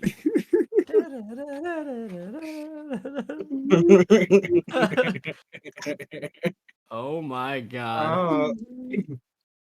So you're Birdman on top of this stairwell, and you start to spin around, and there's this Kenku running up at you. And as you're spinning, you just find yourself transitioned into the courtroom. You remember it intact, not destroyed, not doesn't have Tarask body parts probably laying inside it like the real one does now. And it looks like your perfect memory of it, if you will, right? And the sitting up at the main judge seat is the one judge you've always hated going against. How he's here makes no sense. As far as you know, he died in what happened. Did he die? You don't know. Like, there were lots of people died then. You've been through some shit. Maybe he didn't die. Nevertheless, it is Zursisk is his name. Judge Zursisk. He is a renowned bard and quite capable in the courtroom. Standing near you almost expectantly in a like, are you going to answer the question that was just asked? You don't know what the question is. You have one of the lawyers that you respect the most, that you've worked with for years. You're pretty sure you helped save him from what happened. So him being here makes even less sense because he should be alive on a different plane of it. Like, well, you know what's going on. Nevertheless, you have. It's a dream, right? It's a dream, you question yourself. His name is Stir Waterbrand. He probably helped train you to become an attorney in some ways. I imagine in your last 5-6 years that you've been in the City of Salt. You don't see any of these characters. No. It turned dynamic. They're all in my head. I see the map. I don't see anything. I know what happened. Give me a sec. There you go. Oh god, do. There you go. They were on a different layer. I put them on the light layer, and I was like, oh, that's weird. Nevertheless, and then you see Eros sitting as witness in one of the, on one of the benches, and standing near Eros in a like hands on hips, like looking down at her, and then you come in the room with almost this tisk tisk tisk, noise coming from her, as she shakes her head. You don't know what she is. This is the one thing that's like new, and even more proves this is a dream. For things, but there's something about it that in your mind's eye you remember the event that happened before you fell asleep, about this shiny light that was in the sky, and there's something about the brightness of this lady here that makes you think of that light that you saw. Nevertheless, Zursisk goes to Birdman. Are you going to answer the question? Huh? Looks up. We asked you, are you going to take responsibility for your actions? I'm sorry, my responsibility for my actions? What actions? What are we talking about? You look over at Eros and the other guy, and they both give you this apologetic look. From Eros's point of view, for this, like, to be sure, this is not Eros actually sleeping in any way, shape, or form. This is his figment of a dream. Like, this is not really Eros. So for your roleplay perspective, Eros in this scene knows Birdman is responsible for unleashing the Tarask and killing millions of people. That's what he's on trial for. Is literally the entire Animaesus culture got destroyed because he released the Tarask, and this is the Nuremberg trials, if you will, way after the fact. All right. So, Birdman, you have no knowledge of any of this, of course. Yeah, You that doesn't sound like this, something I know. like this is like you are confused or all get up, and you look around again, and the only person that seems to have that same demeanor as you is the fire lady, if you will, in the corner. the taller fire lady, like the elemental looking woman. She seems to also be confused on why she's here. Well, She has that look on her face. uh, What do you do? right. I would like to preface that I was not told about my rights before I got here. You signed the paper, Waterbrand No, I brings didn't. out the piece of Okay, I paper. don't remember that. I might have been. Look, I just got here. Okay, You signed it even in blood. And there's like I was- blood writing that appears on. This is dream knowledge. You're understanding right now that this is like dream effect. Like what you say exists. I looked down. I'm like, And the- oh, fuck.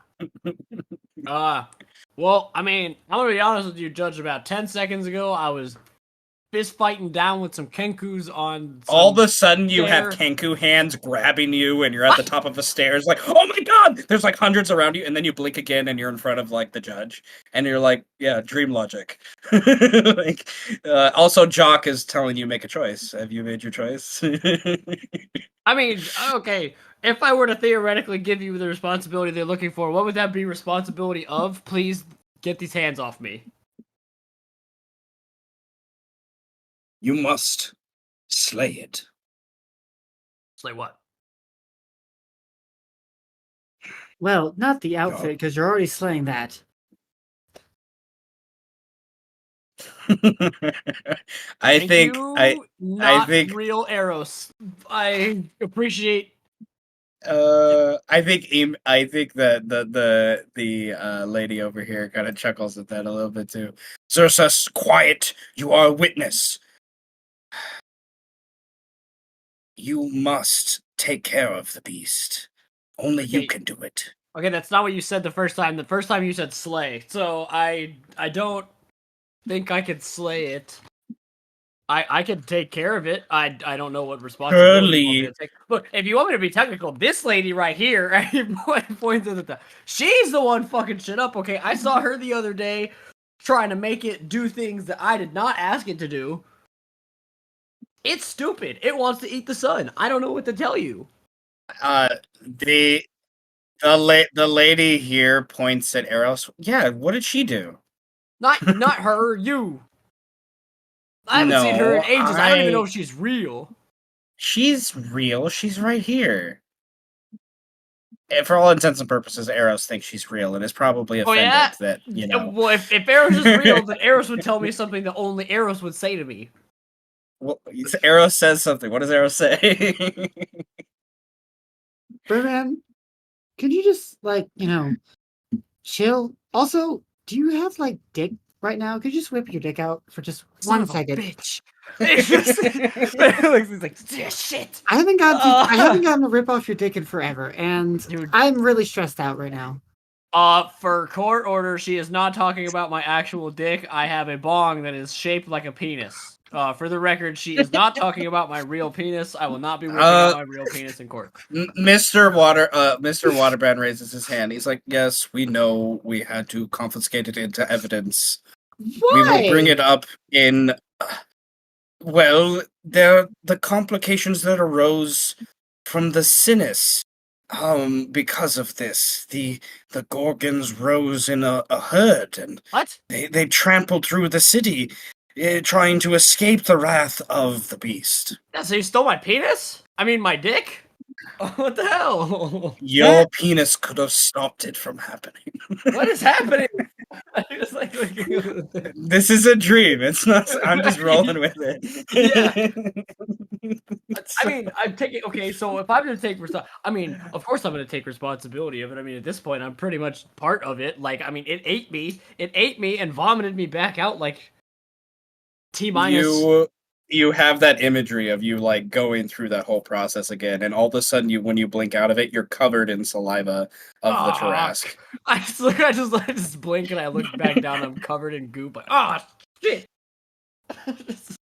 Damn it! These are no excuses. You They're know not the law. excuses. You helped write some of this book. And Yeah, he opens to this book, and it has like your name written on the bottom in like obviously a shade of red that makes you question if it's blood, of like all these gobbledygook laws that make no sense. Wait, It's the if first, it's anything. the first Like dick you pic can't that you walk your wrote. alligator on the second of Cords Day unless you have it leashed. Like weird laws and shit like that you wrote, and you're like, and there's this one here, and you don't even know what it is. It's just like you feel this intense weight and blame that's put on you. And while that pressure is on there, you look over at the elemental lady, and she is waiting for you to do something, and you almost like have that. Like she doesn't say the words, but it's almost like you get that impression of what she's trying to say. She's like, you need to take control. Like you need to do something. You need like this is your dream, kind of thing. Is kind of the impression. She and she points down at the book, and the way you look at the way she points at the book, the fervent nature in it, you just get this impression that you need to destroy the book. Eros points at the book and says, "Hey, look! It's the first dick pic you ever drew." Can I see that book? No, this is the tome of life that has existed since the rise of the beast, and now that it slumbers. I'm the beast. Give me the book. Give me the book. You cannot have the. You I'm need the beast, to give me the try book. to. You need to wrestle it from the guy's arms. Okay. He's going to give himself a bardic inspiration. Oh, God. To Eros, oppose you. Eros will give him a bardic inspiration. Dream Arrow still has Birdman's back. Where is? That's fine. That totally makes What? sense. What do I like roll an attack for this? What am I rolling? You're rolling a grapple. Oh, God. You gotta beat a 39. I don't think I can beat a 30. You can roll acrobatics or athletics. I might be able to beat a 30, guys. And you also have inspiration that you can spend 3 to get plus 20. That's true. That is true. Okay, we might need to. I think we could. Oh my god. I think. Yeah, you know what? We'll spend it. We'll spend the 3 inspiration for the 20. And we'll keep that bardic inspiration in my dreams. Yes. I might need that for a second. Okay. Well, even at plus 20, that still doesn't beat a 39. Oh, he's at a 40, huh? Shit. I guess I'll be rolling. He's at a 39. He's a 39. You gotta get at least a 4 Roll on your a bardic D8. inspiration. D8, yes. So you gotta get average. Yeah. It's a 4. Okay. All right, meets it, beats it. You there's this cartoonist wrestle of this book as you guys run around each other, jump over some of the pews, encircle around some of the other characters, and eventually you have Eros trip up Xerxisk, and you somehow are able to whisk it from under his arm in the process of him tripping. Eros is definitely And wearing you a cheerleader's outfit, cheering him on.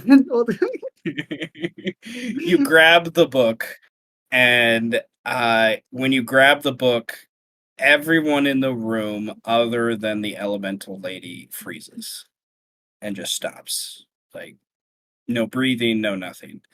And the elemental lady walks forward, and there's something about her that you know is familiar beyond what you've seen from her so far, but you're not quite sure what it is, and there's just an immense sense of power and arcana from her, and she looks over at you, and she ignites in her hand this extremely powerful light. The heat from it reminds you of the sun, and she implies with her action that she will help you destroy it. Okay. First things first. Why are we here? How did we get here? My father is warning us. Is your father shock? She nods I hate that apprehensively. motherfucker. Why is he warning He- us? I don't need to be The warned. actions you have taken are against the prescribed fate of the other primordials. There are players that you have engaged that have enacted certain astral protocols. So what you're saying is Daddy's mad because I played the game better than him? Daddy's enjoying the game you're playing. He's warning you that the other gods may not be so inclined. The Okay, book you well- hold is their rule book, not his. He is the changeling. He smiles at every chance. Okay, well, let me just tell you, gods haven't given me much, and they're cheating. Sending dumb, stupid people to fight me when I have a Tarask.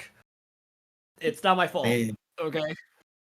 This is not the first time they have done this dumb thing. I was their first attempt. This is why I support. And she like fine tunes the light into like a blowtorch kind of thing.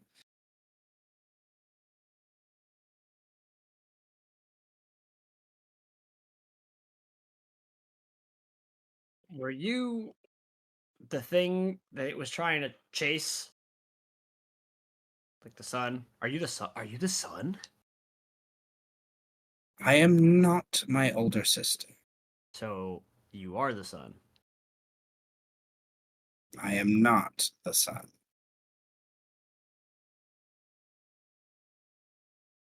I am the name that I will use this name then, yes. I am Imber. Okay.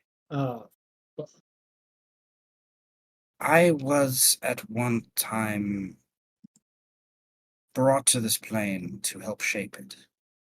But in order to put the Tarask to sleep,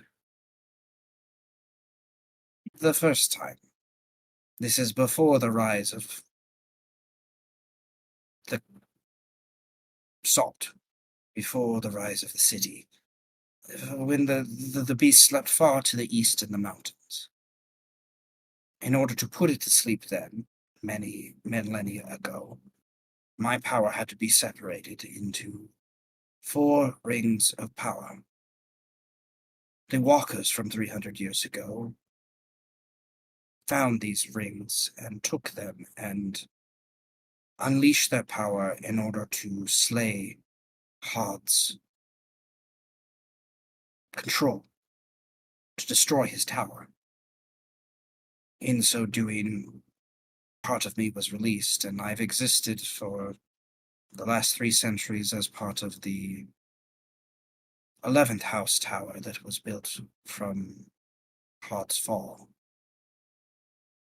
Your compatriot, I do not think he would call you a friend, for Lord Farwin was rather particular about his alliances. He did release me and grant me my freedom, and I have spent the last few days since then trying to understand this that I've explained to you. I've gone to the ritual sites, I've gone to the ancient crash site of the god Ray's himself.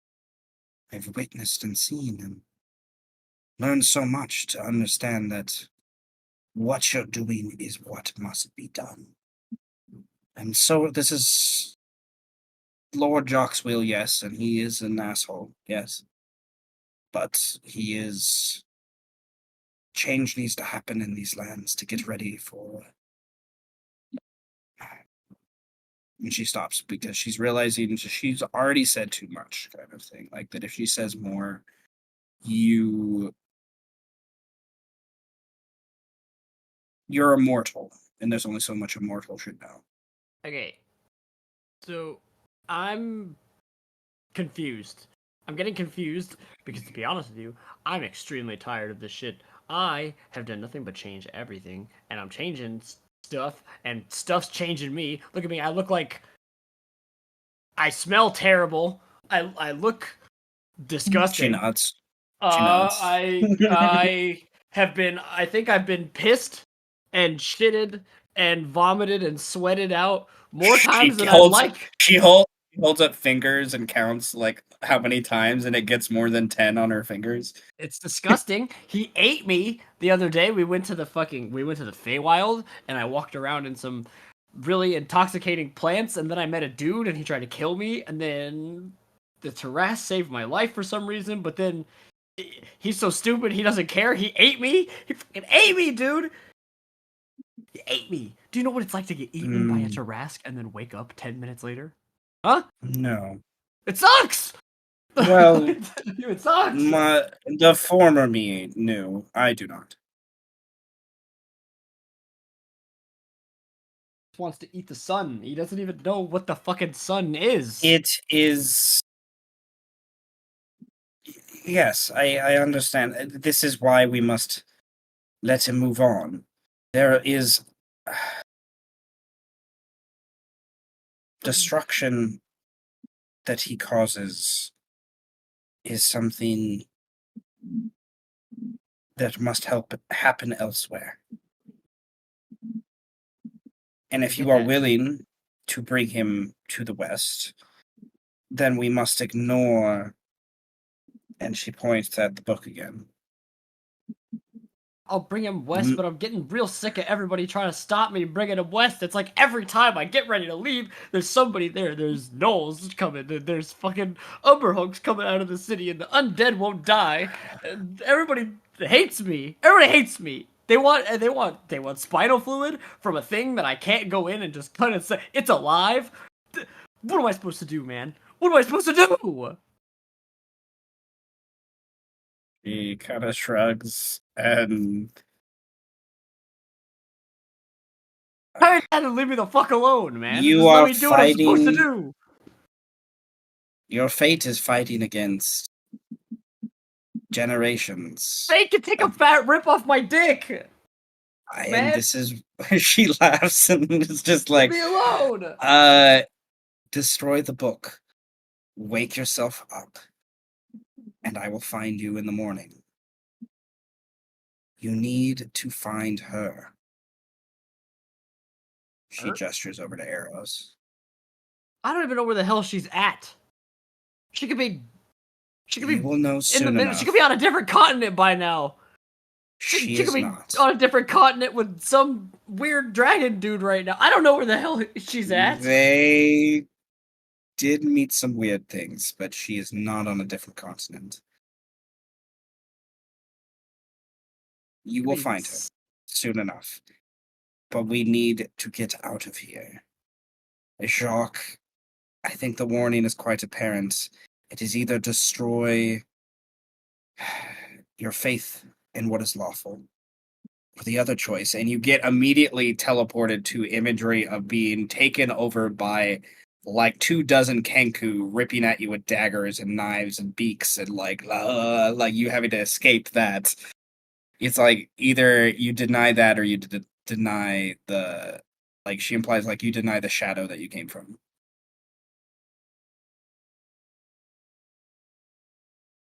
I the shadow that I came from and become the shadow that I am now. You're basically, yeah. Roll an insight check, and I'll explain it a different way if you roll high enough. God damn it. Okay, 20 was high enough, yeah. Your insight is insane. Okay. So,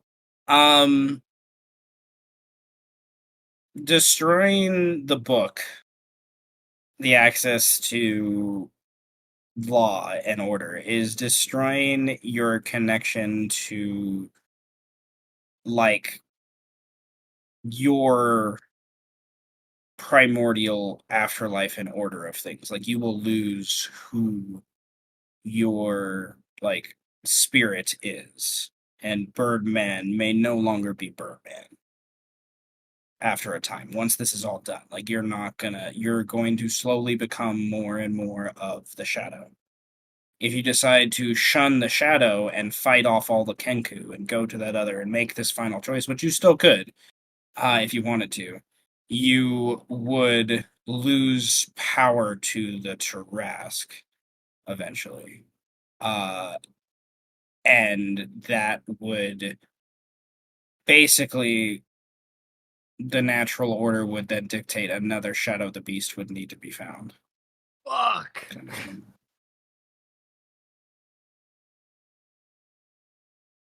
So, Like, what if I'm afraid of like losing me? I haven't even known me. I don't even know who I am.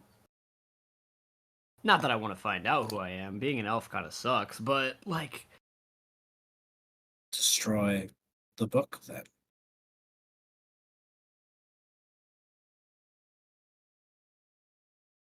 The shadow cannot take that from you. The gods, they can.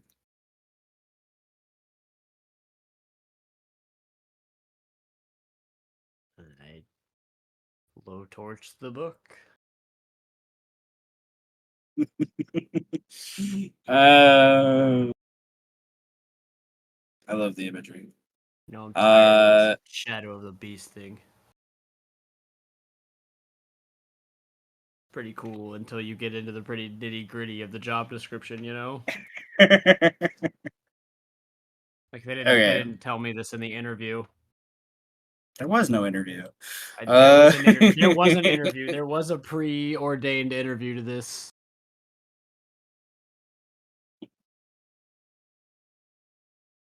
Okay. So her hand comes down and focuses into this like very peering sunlight and starts to rip through this book. And you feel a disconnect in some way. You can't quite describe it. But there's like a weird weight inside you, kind of, that wasn't there before. But you feel more determined in what you need to do. There is something that you have to lead the beast towards. Nevertheless, as you watch the book kind of sear in front of you, there's kind of, I imagine, the waft of smoke hits your face. And as you breathe it in, you start to cough a little bit. And that's what eventually wakes you up into the normal realm. And it's late. You're unsure of what time, maybe the next day. Like you wake to a point where you were asleep. You weren't trancing, like you were fucking asleep. Like, which, in your experience as an elf, that doesn't happen. So it's a little odd, and to be sure. And you're kind of going over to, your bag, grabbing towards your canteen, extreme dry mouth because you definitely been asleep for a long time, and you take a big chug, and I would like to wrap up the scene for today's getting close to the end of things, I guess. I have to go help my dad here in like 30 minutes or something, but nevertheless, I would like Eros' sending to come to Birdman Son of a bitch! as he wakes up somewhere outside the city next to the beast guarding him. drinking a canteen, he hears the carnage and destruction of the city nearby, and you know you've left it at some point. The Tarrasque took you away somewhere, and you know you're still close to the city. You're in the swamplands enough to hear it nearby, of course, but you don't see it. And then you hear Eros's voice as you're processing this weird dream of Eros being there and everything else in the book and the warning and the smell of it. The book burning is still very much present in your nostrils, and then that weight is just there, like next to your heart. Just this like heavy, heavy weight that started in the dream is still there. Eros, what do you say? You don't have to respond. But I want you to know I'm going to war with dwarves. I hope I'll see you soon.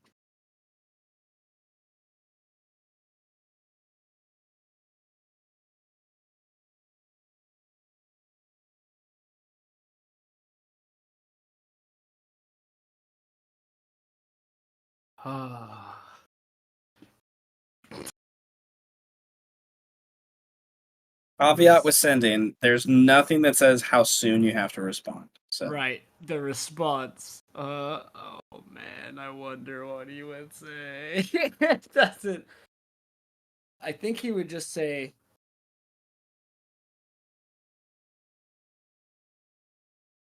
"Where?"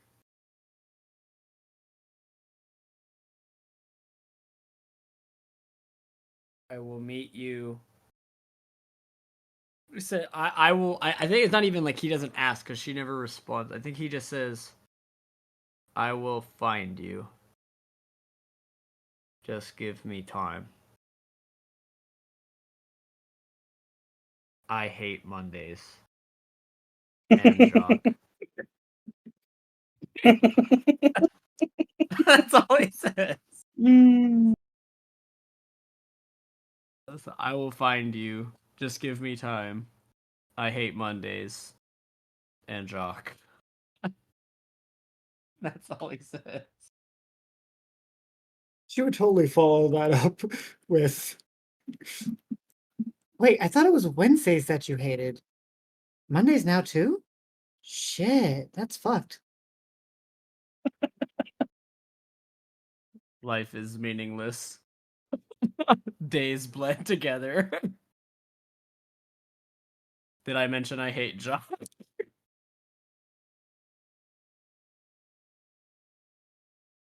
no mention of the trapeze. I love Yeah. it. I am Venom. That's about the, just Well, it's just like the You are irony. Venom. Okay, I'll let you guys continue, and then I'll spend the irony. No, that's Um, it. That's it. We are Venom. God. This arrow's sent again. With one last, she would say, I miss you too.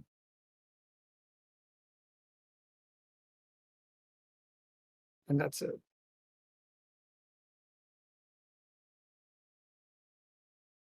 And then the camera ends with Birdman. Fuck! Just in the field. Jock. Okay. Timing and stuff. Okay. The timeline is a little split, so I gotta take some notes so I remember.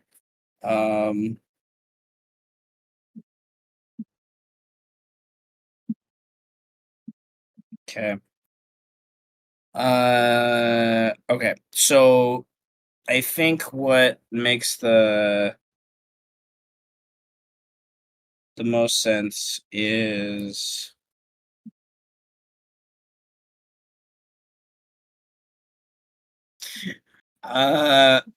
Amu and the dragon is totally not what I expected. It's just, my brain is just like I, we could end Amu's story there, and he's just in the plane of air. That's funny. Okay, so Amu and the dragon. I would like Amu as Amu, I would like him as he's flying to have a little bit of imagery there. He's on the dragon. I would like him to roll another insight check. What? Okay, that's only a lot different. It's only a lot. Okay. You have no comprehension, I imagine, of how this is happening. And I guess that's not the point of this anyways, but I imagine you notice that it's just that weird that you're in a dream, but the dragon is somehow real or feels real enough when you're flying on him and he is a presence. He's not part of your dream. And it's almost like it's not your dream, it's someone else's dream, and you're not even sure whose dream you're in, maybe? Like, it's weird. Because you don't have control like you think you should in dreams that you've had before. Like, it's, you somehow have permeated, I guess, through that in some way. But what's even kind of it's maybe it's not even a dream is kind of what you're getting the impression of. As you look down at you and you notice yourself that you're quote unquote able to, feel your hands or face or, whatnot as you hold on to the dragon, but there is something about your body that feels effervescent and light. And it takes you a moment to realize that you have kind of a version of like astral self sort of put on you. It seems like you've been taken and an astral self is being put somewhere to be in this position. Uh, and you generally get the impression that uh, the other way out of here is something that will take time. And you don't know how much time you're going to be gone. Like, I love the insight here of the Nat 20 that you literally realize that you're in sort of a dream and time's going to be distorted and you've been kind of brought across planes somehow at the same process because Jock, he, he, he, he is literally the god of change. So he can kind of do whatever he wants in a lot of ways. But nevertheless, uh, there is that kind of layer to it. But there's something about this dragon that that was the first option and you chose not to do it. Like and there's also like we had the physical interaction versus metaphysical and you chose physical. Like it's one of those things where the dragon, if you slew the dragon, you could go back home. You'd wake up. You go back home. There's some sort of connection to that, but that whoever wants you to slay the dragon, even if it's Jack, you don't know why. And that upsets you, that you're being kind of used as a tool to do something that is being portrayed as a choice that you're being given, but it's really not in some ways. So, does Amu want to do anything about that as he flies through the plane of air, it seems, in a spectral version of himself? I think Amo would say out loud so that Barmok could hear. Do you know what I absolutely abhor about divine beings? They tell everyone what to do? Precisely. You see, the mushroom grows. It only grows because that is all it is capable of doing. Growing. So long as its spores fall in a suitable location, it grows. However, a creature of the mind has the capabilities to choose where it grows. And yet, the divine constantly seek to place ultimatums on creatures of mind, giving them false choices. I find it quite irritating.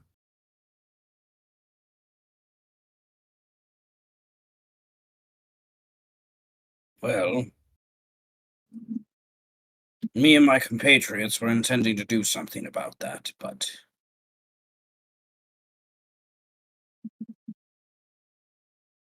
I am here now instead. And I am also here.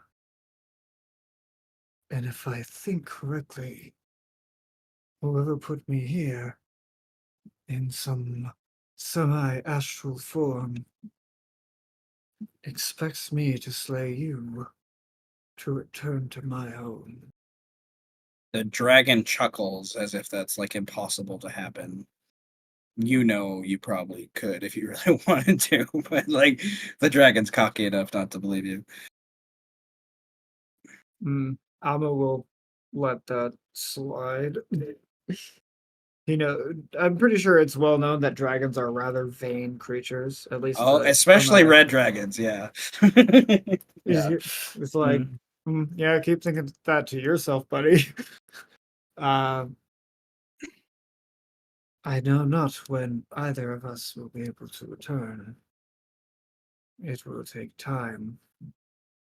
And while I do have a duty, just as you are not my enemy. I have no qualms with you. And so, I refuse to do whoever's dirty work they wish of me. Well, I appreciate that, but we're still stuck here. And it seems this god Jock, he's the one doing it. What have you done to piss off this primordial? I know what I've done. Me and my compatriots, we are gathering for a new order of things. I think God. perhaps it is less about me, more about you. Jock has willed the Tarask to be moved once again, and I have aided the one that he has chosen as his helper to release the beast from what has bound it for the last 3 centuries. The dragon just kind of nods and grunts, like he understands the words you've said, but like all of this is foreign to him. In essence, a powerful creature roams the material plane. Jacques wanted this. I hoped. The only question is, what new world order are you bringing about?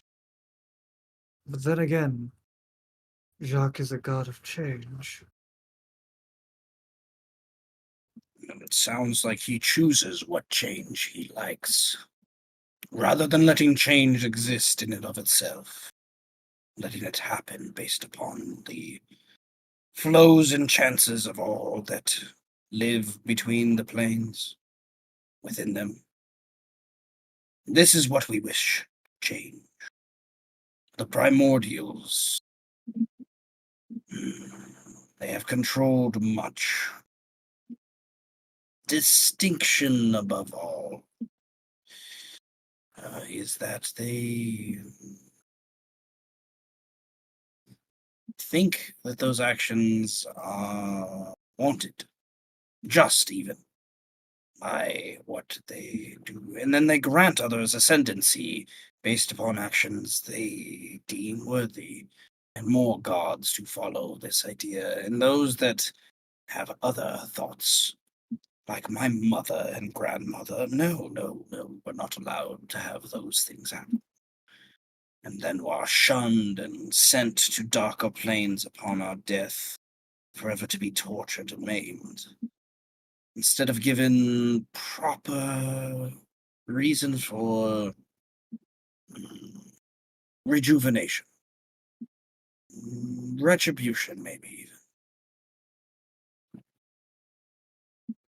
I know that the chromatics have a long, sordid history throughout the planet, the material plane, and perhaps even planes beyond. But Ah, you know of us then. He seems proud. it's hard not to know of history without dragons popping up here and there. However, I feel Jacques is less irritated by anyone's actions, for I do not think the death of Kalimvor and the usurping of his position for a new god of death would have ever occurred should Jacques have deemed it otherwise. No. Things change. The balance of power tips the scales both ways as the pendulum swings. But the primordials always have the highest seat. Then perhaps it's the primordials who want you gone. Jock. I have heard you say this name. I have understood his actions, but I have only understood his other primordials. We have discovered 3. 4 if we find evidence of the one that was slain upon your plane. But now to know that there is a 5th, I am curious how many primordials there actually are. I don't know if you're proficient in religion, but if you are, you would know. He's not proficient in religion, so he doesn't know those things. I am not either. So you know that there are more than 5. You know that. Animaesus lore would usually hint towards 6 of them. Player knowledge, you guys, there's 8. So, Hod being one of them, so these, because he was sort of killed, there's kind of 7.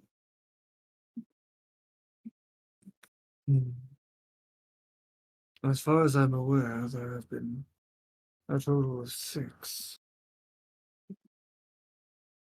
However, my knowledge of the primordials is very limited. I know mainly of Hod. And that is it. Jacques is well, but the others I'm not quite familiar with.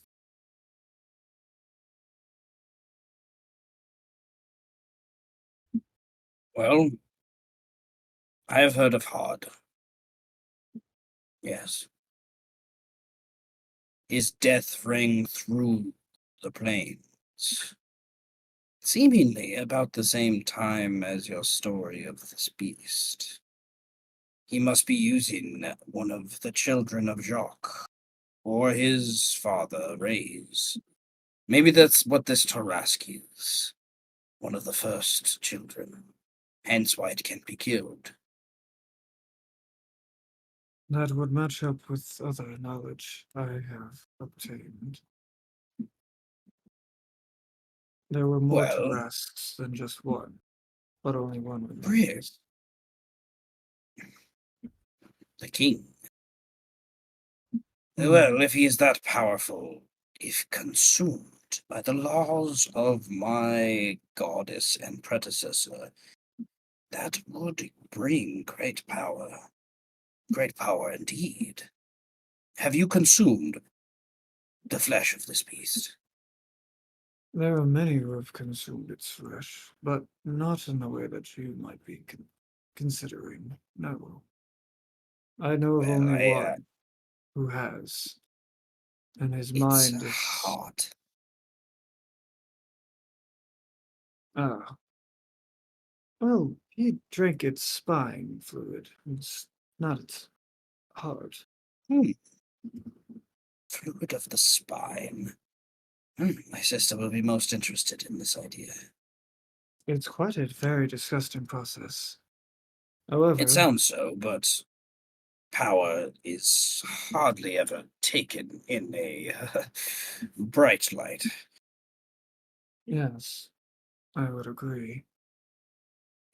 However, your,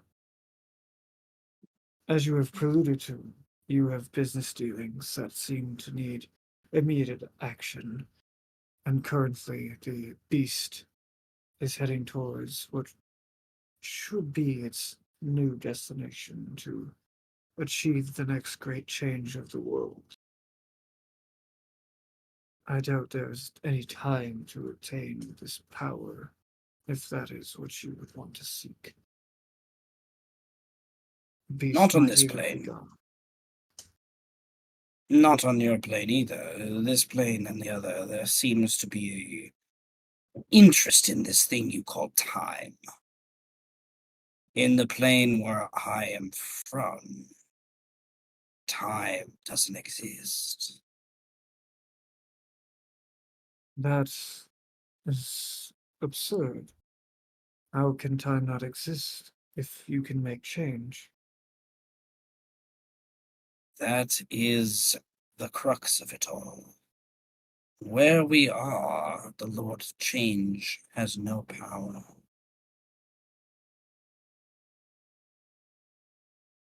Something other primordials must have made in the ancient times, I am not sure. But it is a place that offers us a means to make our own decisions, our own change, and then enforce it upon other planes. We have already made great progress in the Nine Hells. Hmm. That is not my concern.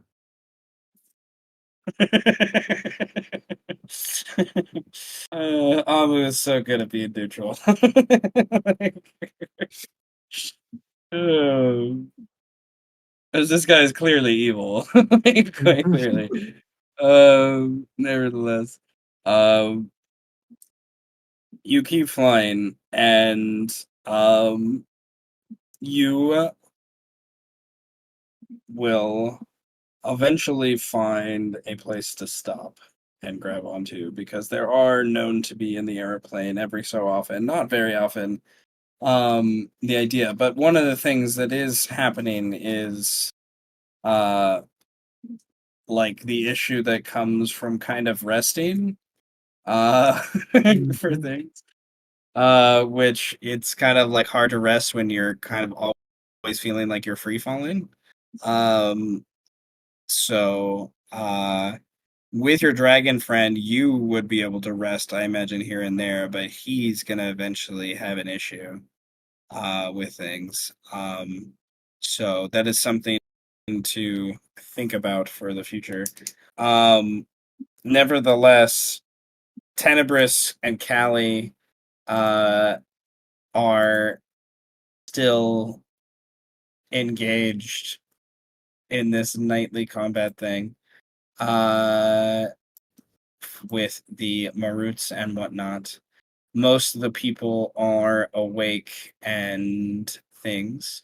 I'm going to offer a deal with this group if they would like to take it.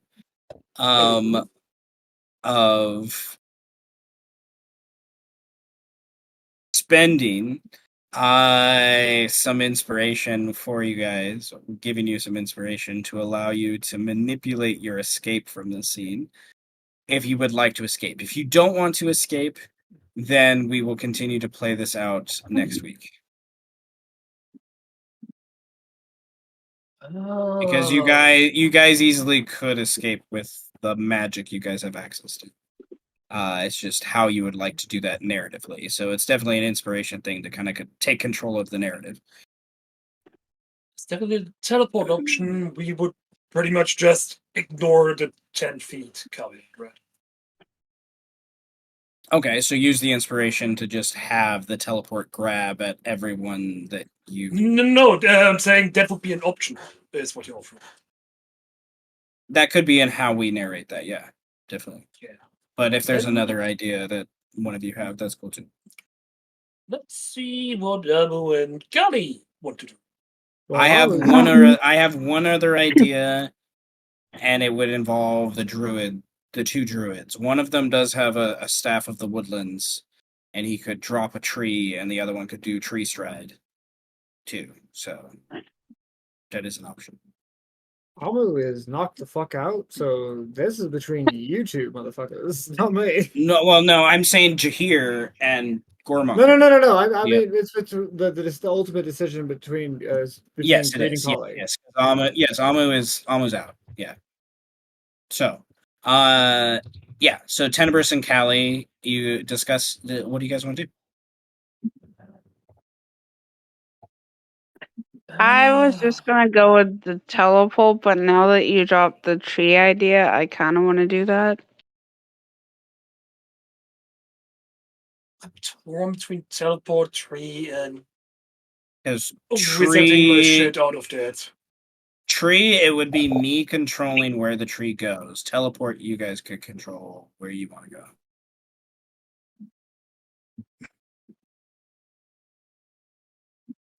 So, Wildcard, I vote for you control. What do you say, Kaly? I vote for tree. Tree. Hell yeah. God, take I the vote for wheel. tree. God, take the wheel. All right. So to add some little narrative and description, I guess, to this, you see Gormonger. They with Iron Maiden and a couple of the others, they're firing some arrows, and they, because of the force damage that these arrows are doing, it's actually aiding you guys quite a bit. With like waylaying some of their abilities and stuff. It's kind of, I didn't think about that. So things to think on for future. Not many things do force damage, you damn beautiful Tenebris, you. Nevertheless, with the arbiters interrupted, Gormonger, I imagine, gathers up a gust of wind and just throws the arbiter to one side, and then he takes a quick action and throws his staff down into the ground, and it roots itself almost immediately and grows into this giant, almost sycamore tree just in the middle of these grassy plains. And Jahir roars out and says, "Come, gather up, run, get to the tree." And he casts a sunbeam and just shoots at one of the other guys to kind of blind them and hold them off. And then he breaks that concentration and puts the tree stride on. And do any of you want to narrate anything else as you see the various NPCs flying and running towards the tree to escape? Which is basically where Gormonger is going to be.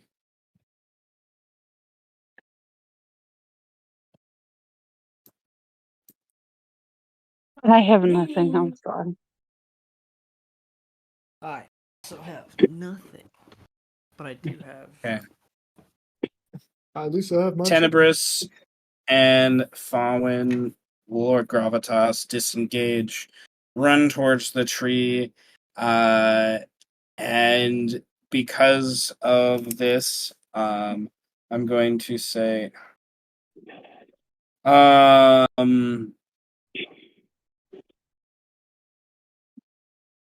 math. Yeah. To wrap up the narrative and give you guys some more control for what happens next, and to also say, hey, it's been a couple weeks, for things. I'm going to give each of you, if I've done my math, there are 4 of you, yes. Each of Mhm. you are going to get 5 Oh dear inspiration. God. As this teleport goes off, we have them transport to oh my goodness, this yes. We're changing the narrative. I love it. With the tree stride. Okay. You guys, if Amu was awake, he'd be able to figure it out. Kaly and Tenebris, you know nothing about these local areas, so it's like you're in a forest now. That's where you're at. The sky looks different. It smells very different. Like you don't hear, or see any of the swamplands that you guys have been dealing with. You're very far away. You were like leading from swamplands into grasslands from the city of Salt. Um, yeah, Amu 100% would know.